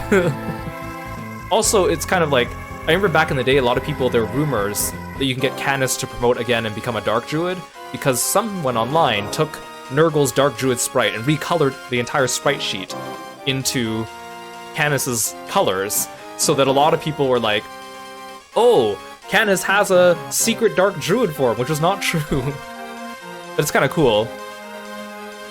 Of course, games back then, you know, you would start a rumor online and people wouldn't be able to refute it, because the internet was kind of new back then, so people would just circulate misinformation all the time. Even gaming strategy books and magazines had misprints and wrong information, and then those would get spread around, so... Nurgle. I mean, I guess the red from his collar kind of matches up. Yeah, like Mew under a truck, like that thing. Athos, take a good look at me, at my tremendous power.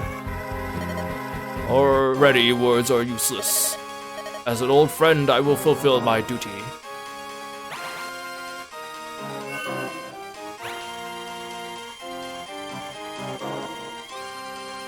Yep, recruiting Aerith after a certain event in the game.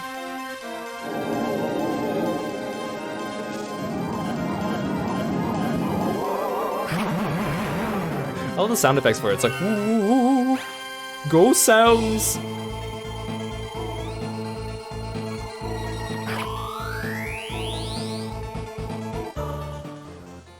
Okay, so the question is, who wants to get the finishing blow on him?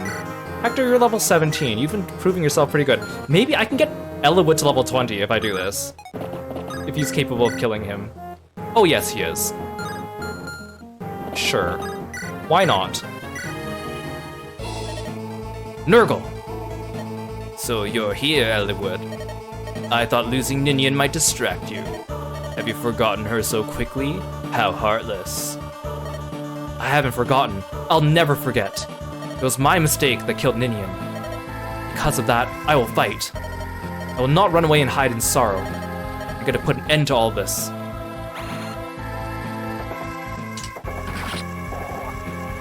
I love the way he like throws his sword up in the air for no reason to catch it.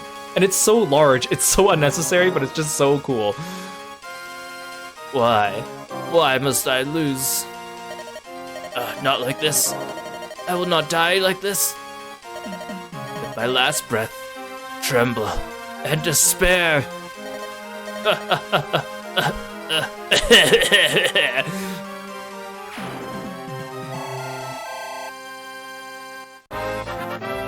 Okay, give me something good, Eliwood. Give me something good.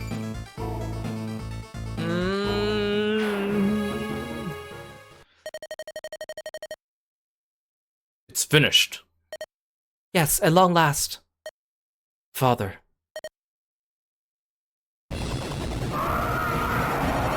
What was that? What on earth? What happened? It can't be.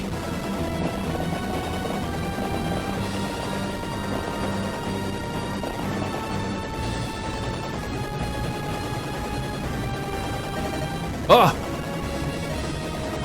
Are those dragons? Nurgle's final warning. This is what he meant. What a calamity.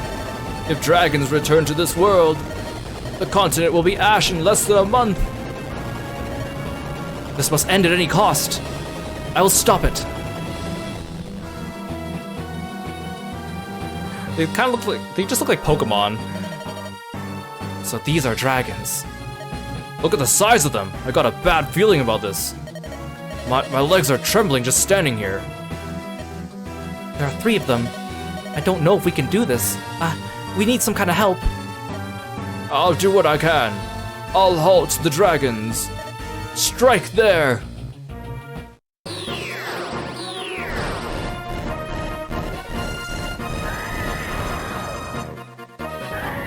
Look at him tanking those dragons.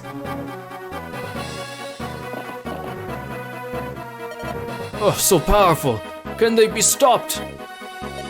Lord Athos, flee! The dragons are getting closer. If we can't stop them here, we are lost.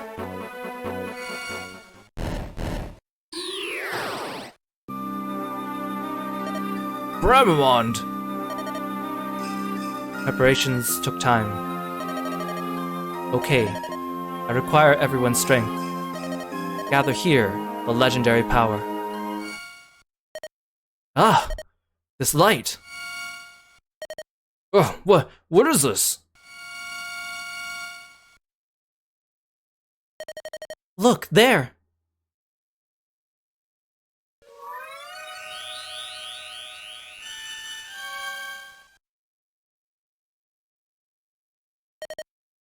Bring her back.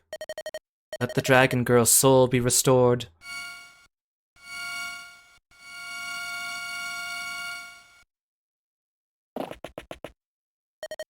Ninian! Ninian! Where am I? Girl with the exalted blood of dragons, use that power to appease them. It's not possible. Use my power in this world. Do you not feel it? Your power returning? What? Yes. I will try. They just woke her up and they're like, go fight!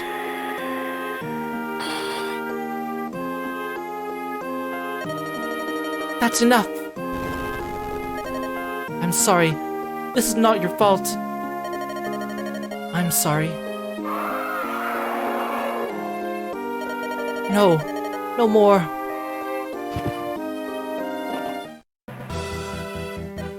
Ninian! Quickly, Nils! Play your flute, give her a second turn! It's okay, she only fainted. Thank goodness, Ninian! One dragon still remains. Leave the girl to me, I shall tend to her. At least give her a snack or something, give her a protein bar. Chosen ones, you must stop the final dragon! You must save us all!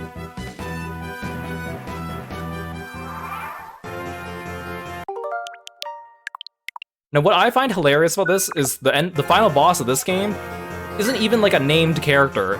Like, it's just a generic fire dragon. Doesn't even get like an actual portrait or anything. Like, it's just a generic unnamed fire dragon, which is a little bit underwhelming. I get that they want us to fight something large and not just a human like Nurgle, but like if you just compare this final boss to a lot of the other Fire Emblems, it's a little underwhelming. Especially for being the first one that we're getting in the West, but whatever, can't complain. Dragon's Breath, which burns all it touches. There is no protection. So this thing pierces your defenses. So it does 37 damage, like, straight up. So that's why you gotta make sure that you can survive a hit from that. And you can see it has very high stats, but you need at least like a 19 to outspeed it to double strike. Now the thing is, the dragon takes additional damage from all the weapons that Athos came with. So in other words, Durandal, Armads, and Solkati, as well as Aureola and Forblaze. Any other weapons don't do effective damage to it. You could use the weapons that you picked up from the bosses that we just defeated, like Excalibur and Luce and whatever else we got, but they don't do effective damage, so they definitely won't be as strong as the other ones. The other problem is that if you're going for a rating for cash rating, for your tactician rating, you shouldn't be using any of these S-rank weapons at all, because again, they deplete in monetary value with each use, but not the ones that Athos came with. Now, one thing you can do is you can use Luna, because Luna negates enemy resistance, so this will just do however much damage your magic is. So in other words, if Athos uses it, it does 30 straight up damage, which is pretty good, because this thing has a might of 0. If Canis has a copy of Luna as well, you can also get him to jump in too, but I don't have a second copy of Luna. So the other thing is the dragon doesn't move. He just has a range of like, oh, it says here, 3.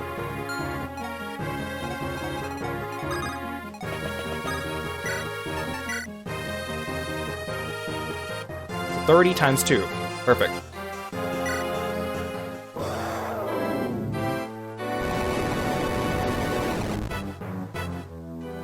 He looks a little out of place, the dragon. He looks like he's in the wrong game.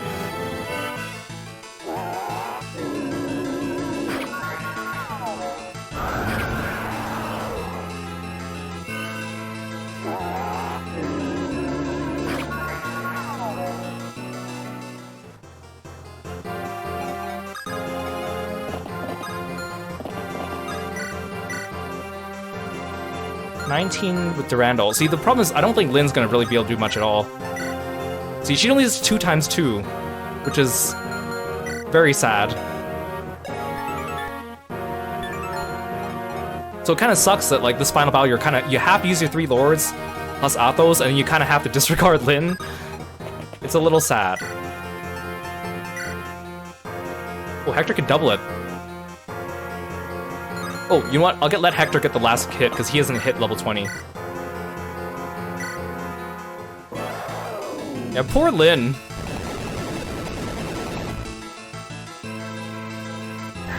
Oh, the dragon's closer, because we're attacking from up close now. So you can see more of his sprite. I like how it looks like he just screams. He just goes like, ah! Like, it's not even a fire breath, he just screams at you. Oh yeah, I could kill him here. See, the other strategy, if I didn't kill him this turn, was I was gonna use Fortify. Restores all HP to allies nearby, and then that way we'd be able to survive, but we don't even need that. Maybe, should I let Lyn get a hit just for fun? Just to show that she's part of the team? I mean, again, Solkati has a value of 0, so it doesn't really matter.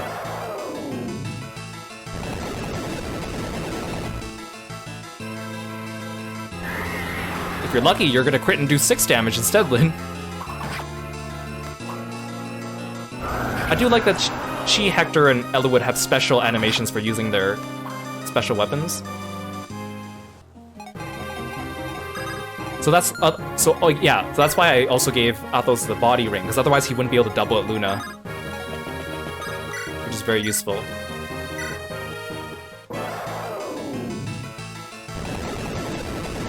Everyone else, you just stand back and look pretty. Now on hard mode, this boss does have higher stats, so he'll do more than 37 damage. It's like a variable amount, it could go up to like 40.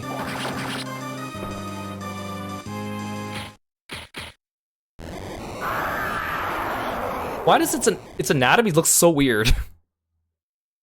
The leg looks attached to his body very weird. Oh, I don't even get experience for fighting him, never mind. Sorry, Hector, I was trying to get you one last level up.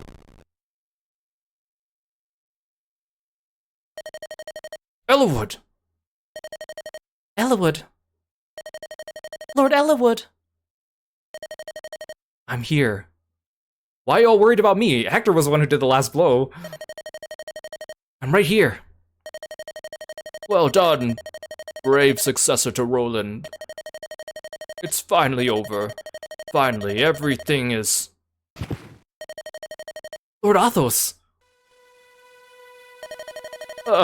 Looks like I've exhausted my strength. I'll die before you, friend. I may well follow you soon. For now, I will sleep again. Eliwood, Hector, Lyn. I've lived a long, long time, but now I'm done. Do not grieve. Soon, I will be with long-absent friends. I have no regrets. Lord Athos!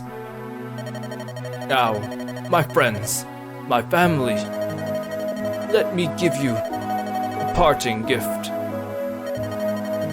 As I lay dying, I see many things. I see the future. Oh, why is this not now? Neither Bramamond nor I will be here to help a land in need.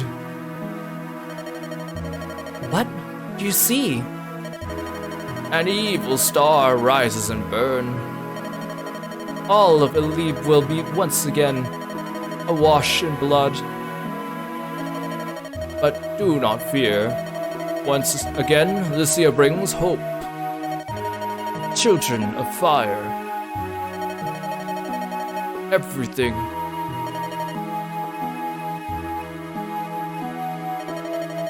Lord Athos! Even at the end, he thought of us. Greybeard. Look, both of you. Lord Athos.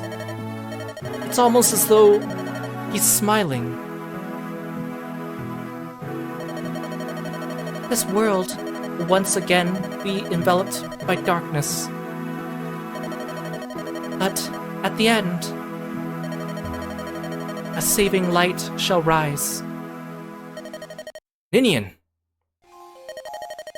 Lord Eliwood. Good to see you, Ninian. Lord Eliwood, I worried you. I wish to apologize. What? What do you mean? I was the cause for all of this. It was my weakness that invited this tragedy. Ninian? Here on Elib, we were nurtured for ages in the land of our birth. Even after humans invaded and drove us out, not a day passed that I did not think of it. I yearn to see it once again. Our homeland. Those children, the fire dragons, they were like me. We knew that it was forbidden. And yet, We answered Nurgle's call and opened the gate. We didn't intend to stay long, just to see home one last time. But Nurgle captured us, and it led to this. We humans, we took control of the continent, like it was our right. We never considered who or what we drove away. Ninian, Nils, the blame for this was never yours alone. While we can claim ignorance, we still bear some responsibility. Lord Eliwood, do you truly believe that? I do. If my father were here, he would say the same thing. Let's work together and think about the future. If the entire continent were made a place where dragons and humans could live together, like the hidden city Lord Athos spoke of, Arcadia. What a wonderful world that would be. But that's certainly something that won't happen for a long, long time. So we can't stay here. The gate is still open. If it remains so, other dragons will certainly pass through. Before that happens, we must return to our world. We must regain our power and seal the gate from that side. Are you saying I'll never see you again? That can't be. Lord Eliwood, I am truly blessed that I've had the chance to meet you. Please don't forget me. Ninian! Come, Nils, let us go. We must return to our world. Lord Eliwood, Lord Hector, Lady Lyn. Thank you. My opinion of humans has changed since meeting all of you. There are humans in the world we're returning to too. Finding a way to live together may be hard, but we're going to try. Okay, good luck. I'll miss you. Take care, both of you. Thank you. Be well, everyone.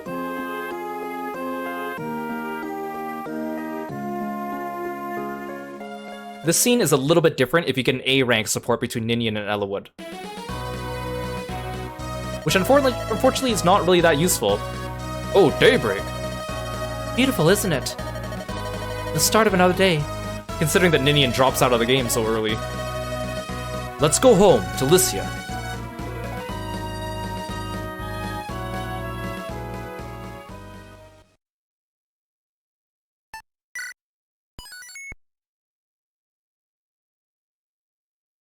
One year later. So here you are, Kiro. Will you attend my ascension ceremony? Hector and everyone else is coming. What? These clothes?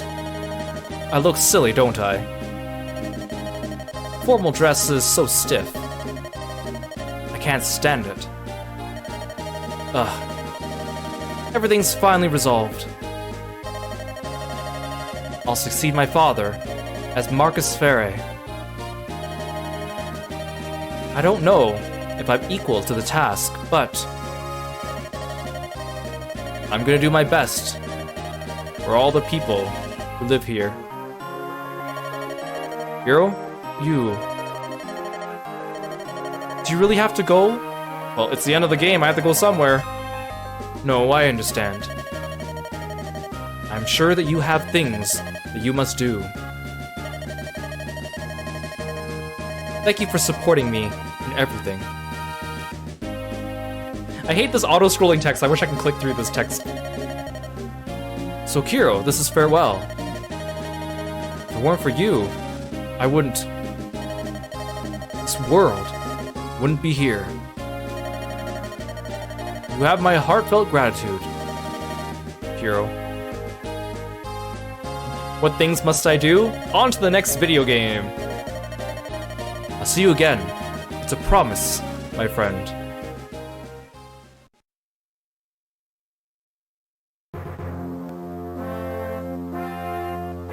Okay, so I don't think the credits are super long, so we'll let them roll before I talk and give my thoughts, and then they're gonna have like the endings for the characters too. Yeah, the ending is a little different if you A support Ninian, but it's unfortunate because Ninian becomes unplayable close to the end of the game, so that you can't even take advantage of the support boosts at that point. The ending is also, well, not the full ending, but like it's a little bit different if you do Hector's mode, which again, you can't do on your first playthrough anyways. Hector's mode is basically like Eliwood's mode. The story is exactly the same, except you get a couple extra chapters, and some of the dialogue changes because Hector's the main character instead of Eliwood, so mostly people are addressing Hector instead of addressing Eliwood, and his advisor is Oswin instead of being Marcus. But the story itself is mostly unchanged, but you do get a couple, like, different lines of dialogue during the last couple chapters that give you a little bit more insight into Nurgle if you meet all the requirements. Also, Hector's mode is a little bit harder. There's more enemies. And then you can also do Eliwood hard mode or Hector hard mode, which Hector hard mode is the hardest mode in the game, but you also need to beat Hector mode first, I think, and then you can do Hector hard mode.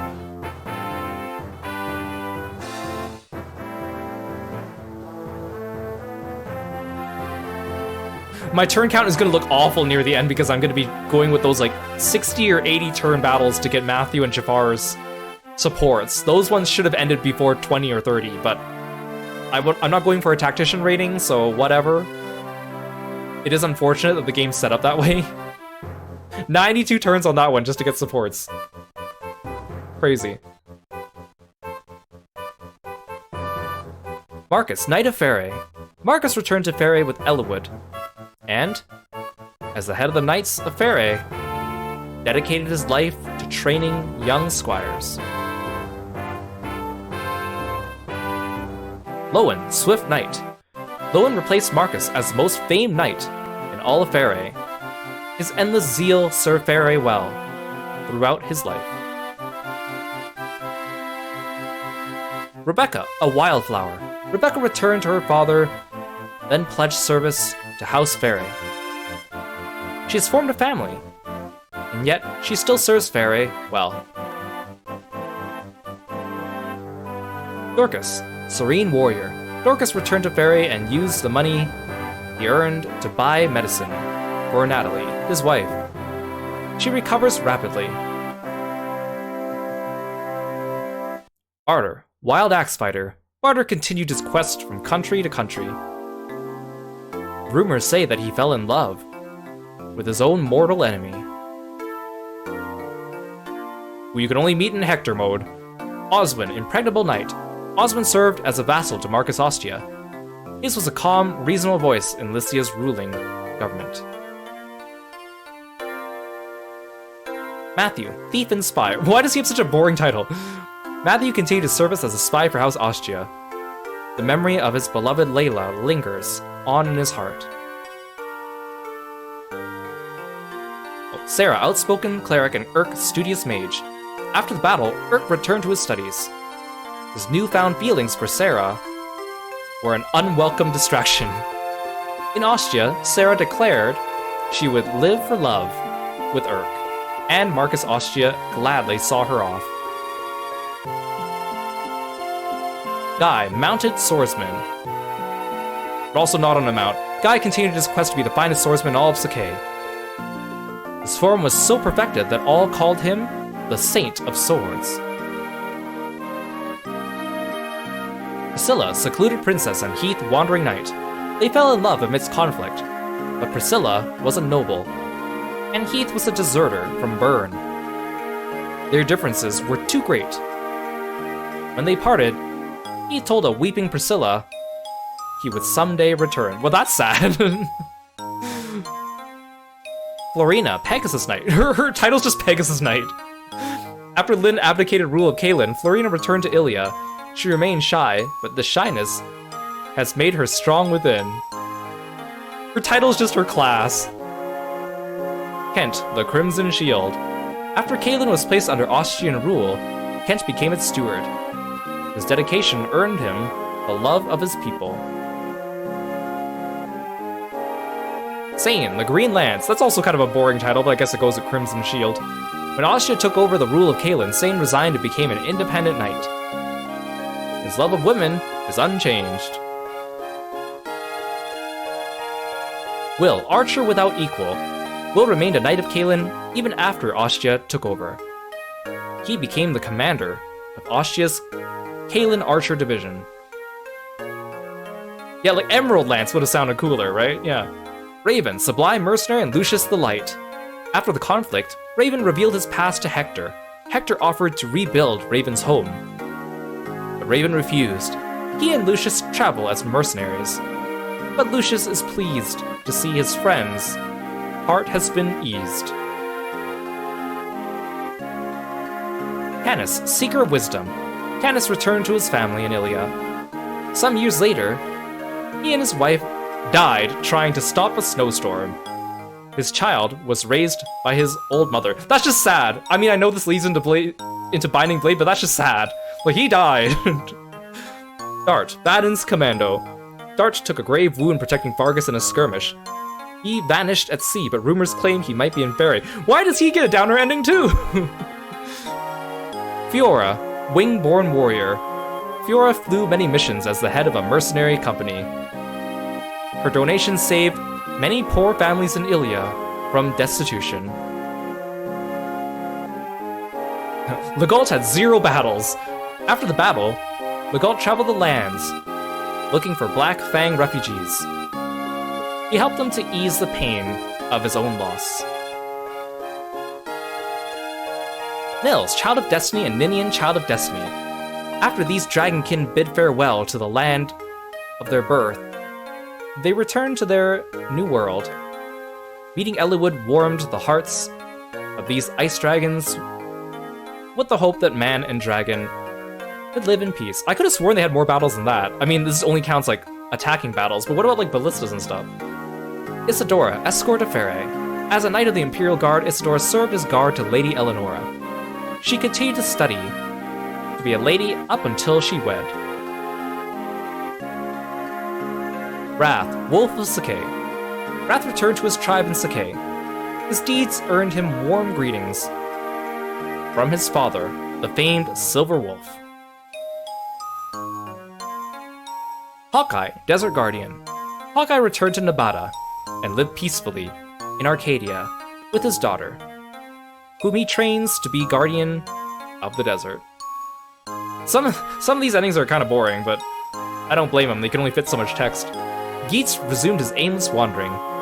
He still searches for a land that he can finally call his own. Pent, Mage General, and Luis, Lady of Violets. When Athos died, Pent took over his research.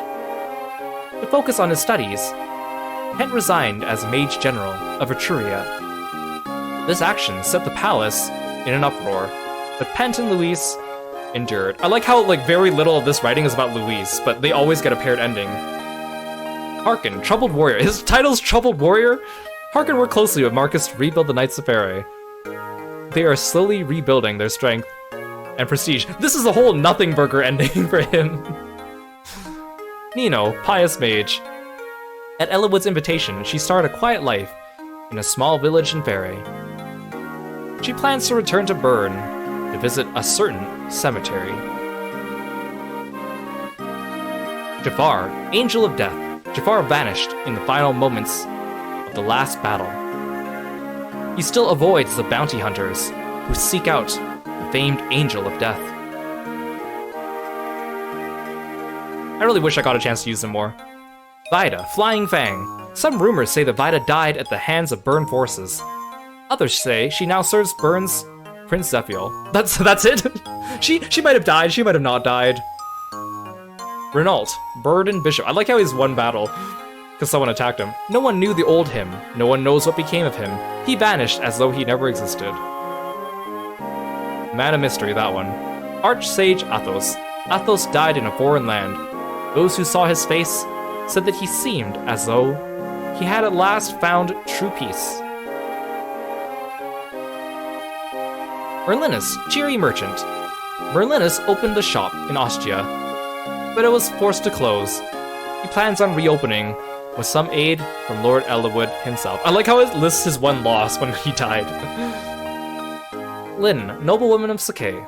Lyn entrusted Kaylin's rule to Ostia and returned to the plains of her birth. She often thinks fondly on the people of Kaylin. Hector, General of Ostia. Hector returned to Ostia and became her Marcus. His bond of friendship with Eliwood remained eternally strong. You also find out a little bit more about Hector and his route, obviously. Eliwood, Knight of Lycia. Wait, his title's just Knight of Lycia? Eliwood succeeded his father as the Marcus of Faerie. His sincerity and his clear guidance made him his father's equal in all eyes. He should get a paired ending with Hector. I worked so hard for that. Kiro, famed genius. Froggy martial artist. The tactician vanished after the final battle. Burn, Lycia, and Etruria all sought those famed skills, but none ever found the tactician.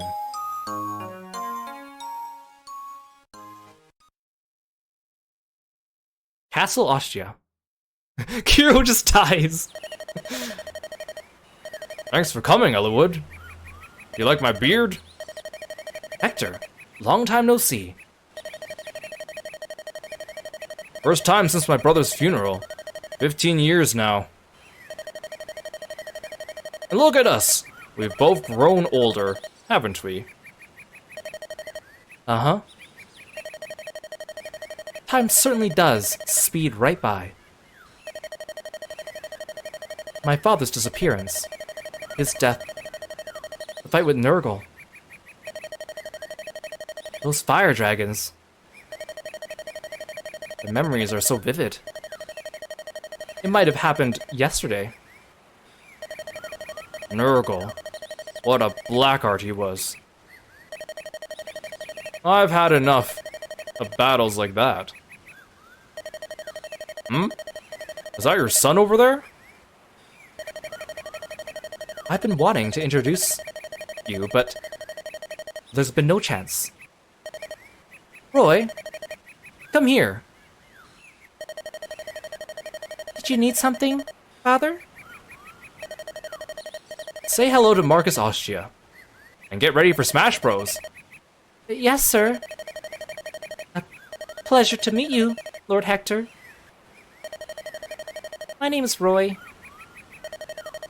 Roy, is it? Nice to meet you, lad. Well, I guess that means I should introduce my daughter. Then, Lilina.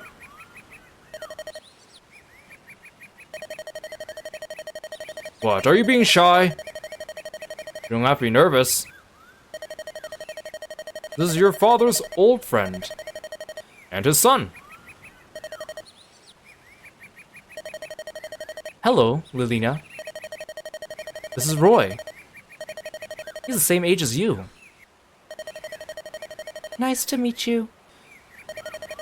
Lilina, let's be friends. We can play over there. It's okay, go on. Distant voices. Roy's our boy. Roy's our boy. What a cute child. Good thing she took after her mother. What? She looks just like me, doesn't she? You're a sarcastic one, Marcus Ostia. Come on now. You're the one putting on airs. Marcus Faerie.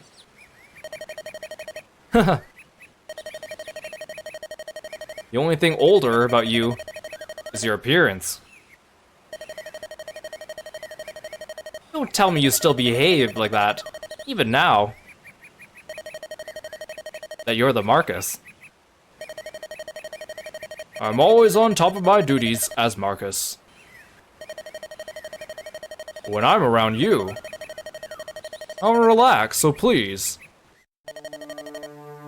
Hector. By the way, I heard that the King of Bern died. It was fairly sudden, too. I can't be certain, but according to one of our spies,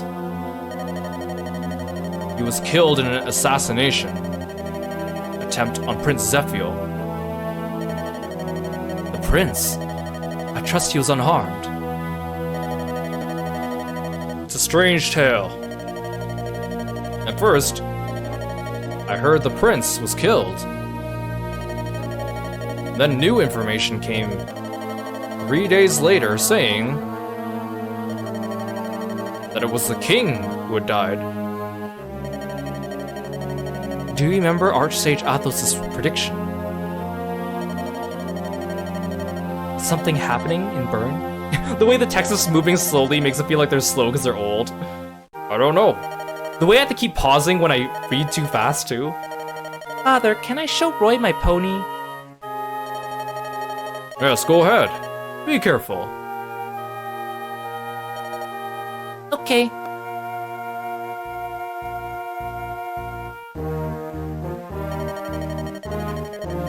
For the sake of our children's futures, I'll stop anything that may happen. I'll sacrifice my life to make it so. Once again, Lucia brings hope. That turns out to be wrong. No, it must happen. Yeah, and Lilina never used her pony in battle. And I also like how Lyn's just absent from the ending, too.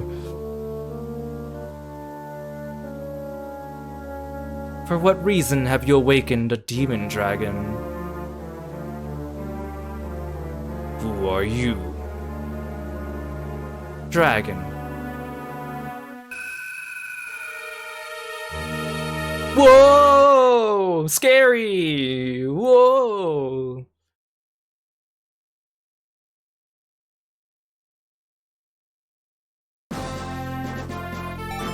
Whoa!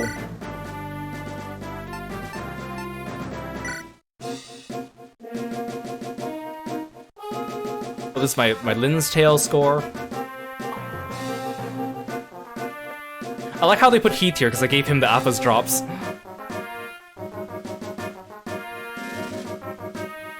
I wish I thought my fun's ending was a bit better, but also I spent a bunch near the end. Not too bad though. In this hard mode. Yeah, the way that we just got left with like a bummer ending with no context is kind of sad and kind of funny. So like, I did my supports because I already knew which characters I was going to invest in, and so I just arranged it so everyone would at least have an A support and a B support. So the pairings I used weren't necessarily like, quote-unquote, my choices for canonical shipping. Not that I ship, but I just wanted to make sure we saw enough of everyone's personalities, which is why I was able to get everyone at least 5 conversations for all the characters we mainly used, for the most part, with a couple exceptions. Because, like, I don't usually, like, for example, Lyn and Will, I gave the A rank to, although they didn't have a paired ending, but I wouldn't normally consider that canon for me personally. So you can listen to music here. Some music is only available in Hector's Tale, so we'll see some of that. Hector's Tale. And then Link Arena was like back in the day, you could take your Game Boy Advance and hook it up to someone else's Game Boy Advance and you can fight your units. Although it wasn't like a turn-based fight in that you could move your units around, it was just an arena where you just choose like, I get this unit to attack that unit, and then they go, I get that unit to attack this unit. You can also do it against CPUs. Yeah.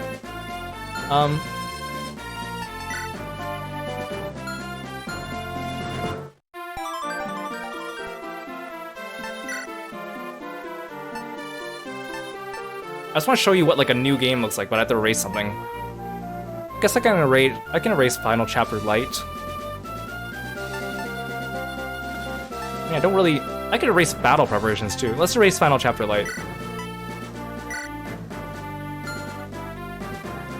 So if I go new game, so you can choose Lyn or Hector or Eliwood. So if you do Lyn's, it's the prologue to chapter 10. You can choose normal or hard. For Hector, we only have normal mode. Eliwood, we also have normal and hard.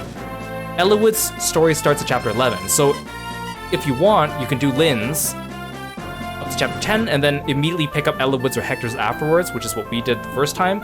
Or you can jump straight to Eliwood and Hector's, but then you don't get the benefits of giving XP to your characters during Lyn's Tale. Although there are also some benefits to skipping Lyn's Tale, there's also advantages as well.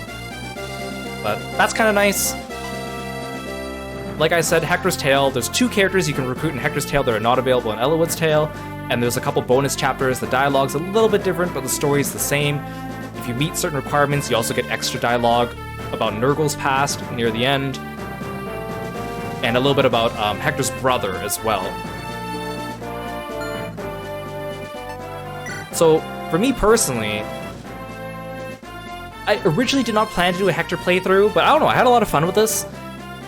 I think I'll do a Hector playthrough later in the future, and I might just do it on my own time, but what I will do, if I do a Hector playthrough, is that for all the chapters that are completely different, or like the new ones that are Hector exclusive, I might just record those ones, either on stream or off stream, and upload them up on YouTube, just to see the different ones.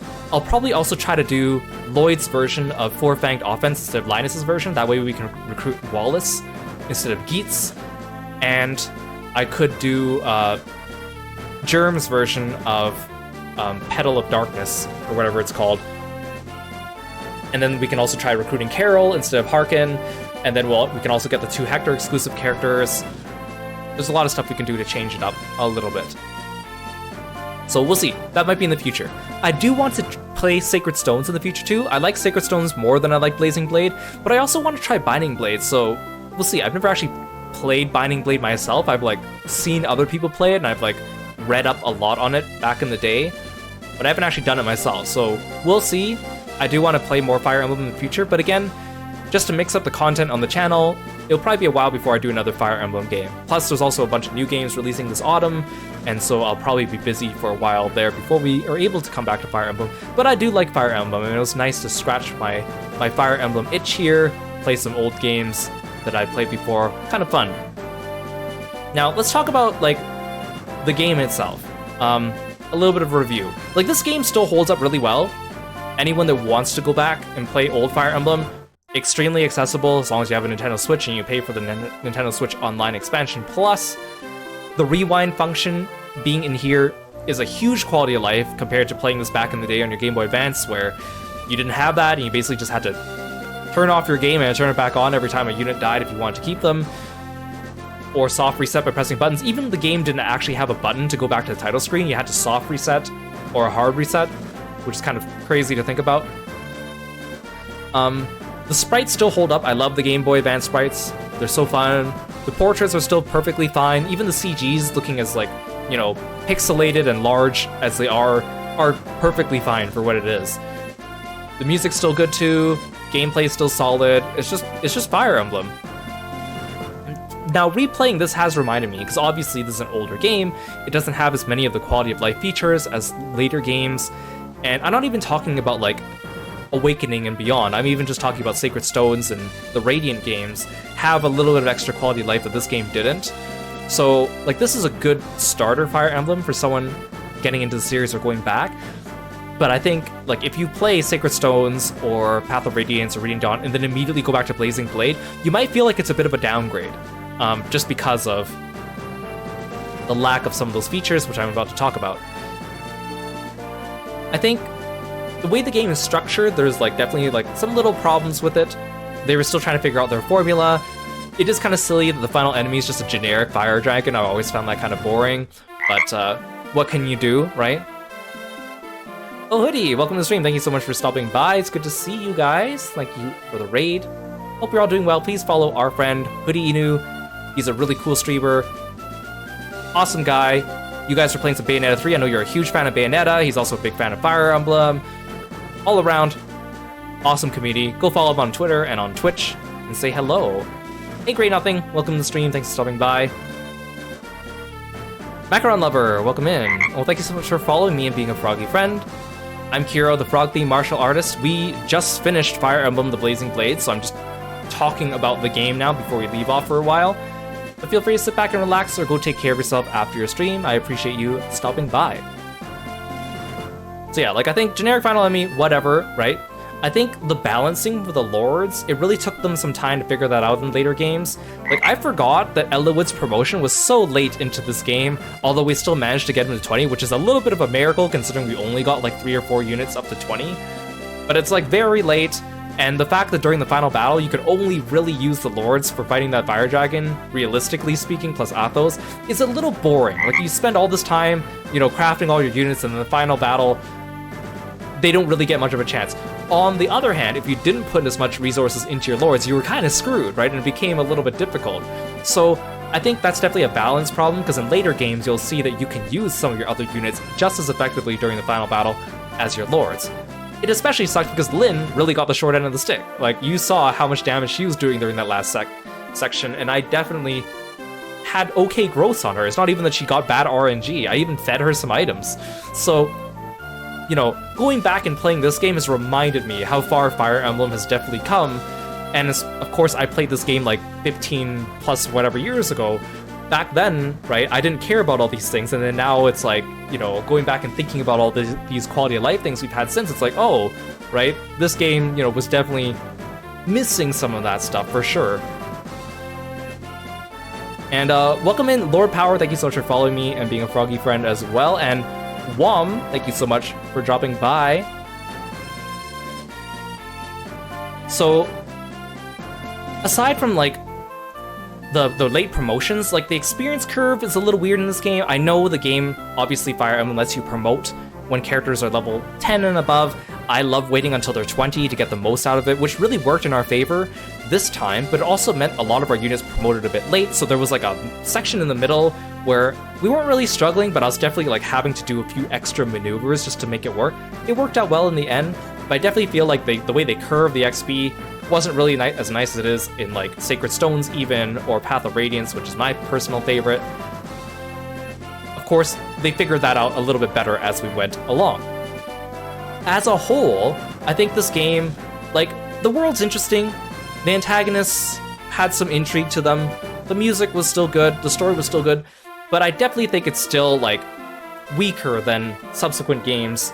Sacred Stones, Radiant series, they do a better job of pacing out the world building, writing more compelling antagonists, having more interesting stories, even having the music be a bit better in general. Like, there's some great tracks in this game, don't get me wrong, but you can definitely see that they improved everything as you went. So again, going back and playing these, if you go back to play Blazing Blade and then work your way up, it feels kind of natural, but if you go back and play Radiant games and then Sacred Stones and then go back to Blazing Blade, you really feel it, right? One of my friends did that recently, and they were like, oh yeah, I should have done it the other way around, personally.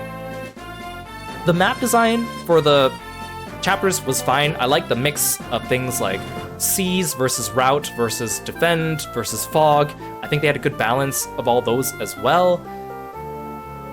Merlinus in this game, kind of annoying having to babysit him, but again, he's useful to have as a convoy.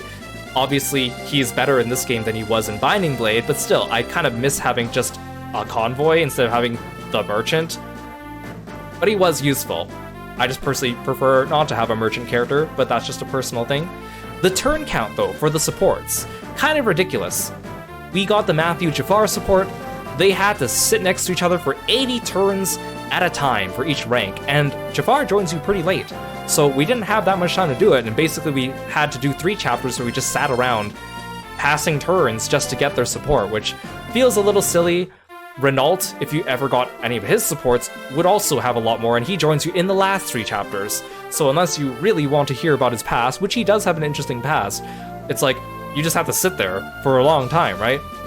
So I'm glad they kind of changed some of that stuff out with the way supports build in future games. Personally, I like the way that Path of Radiance does their supports. It does make it harder to get you know, multiple ones on like a single playthrough so that you can replay and get them added to your log.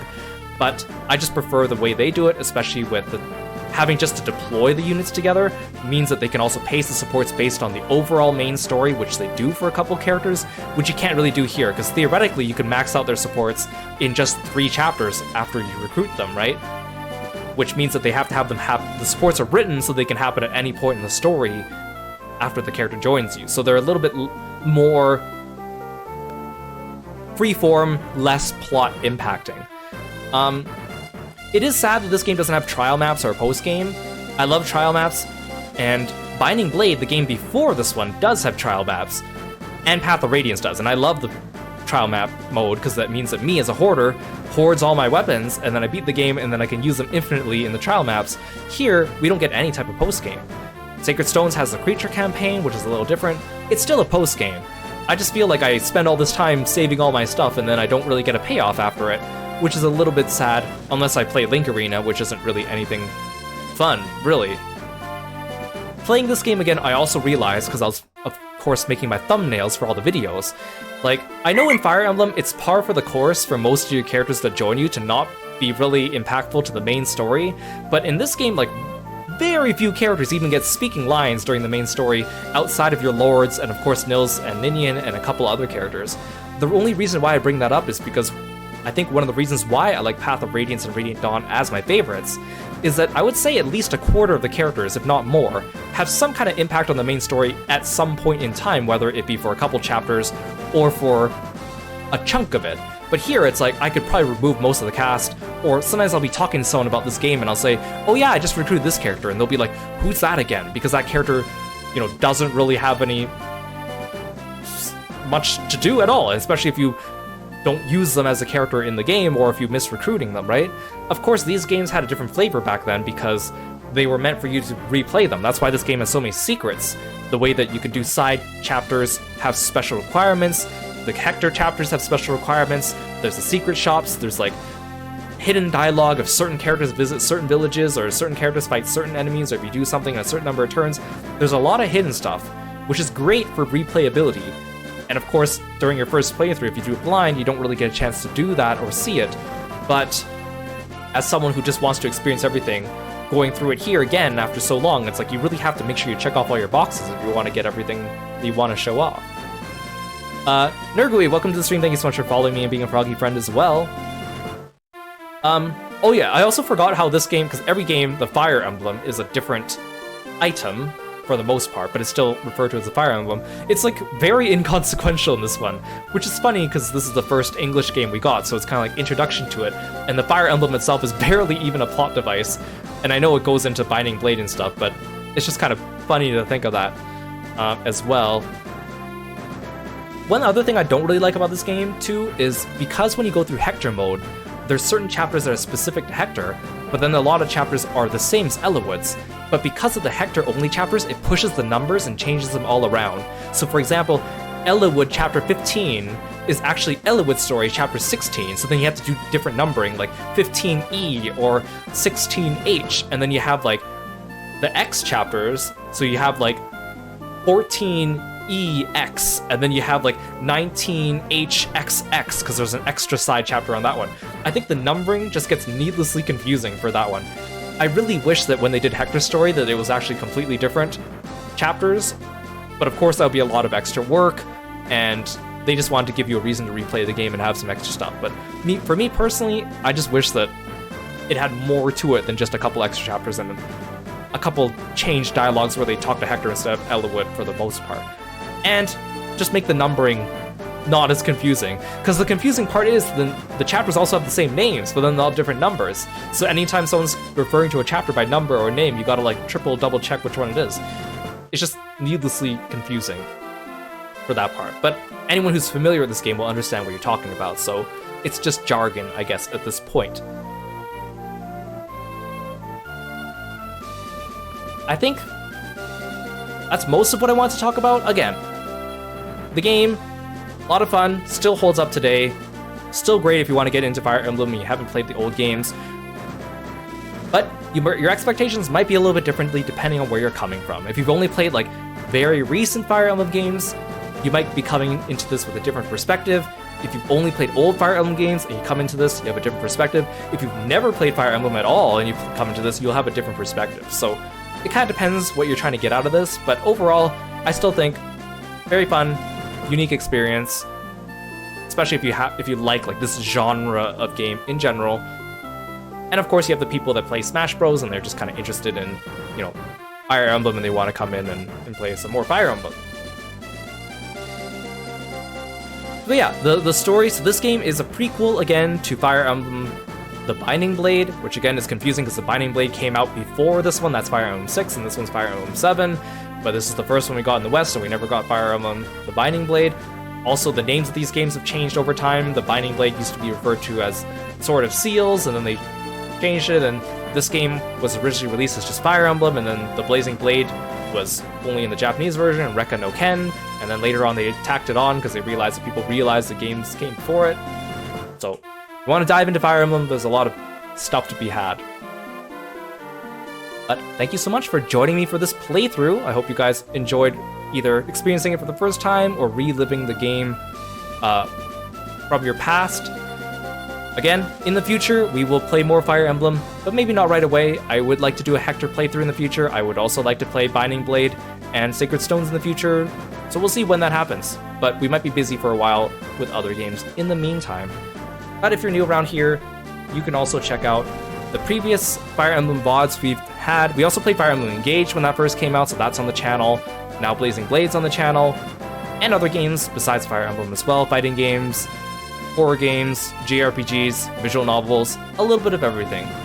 Tomorrow on stream, we're going to be starting a new game, another old retro game that is one of my favorites, so stay tuned, and let's find someone else to raid as well. Let's see who's on.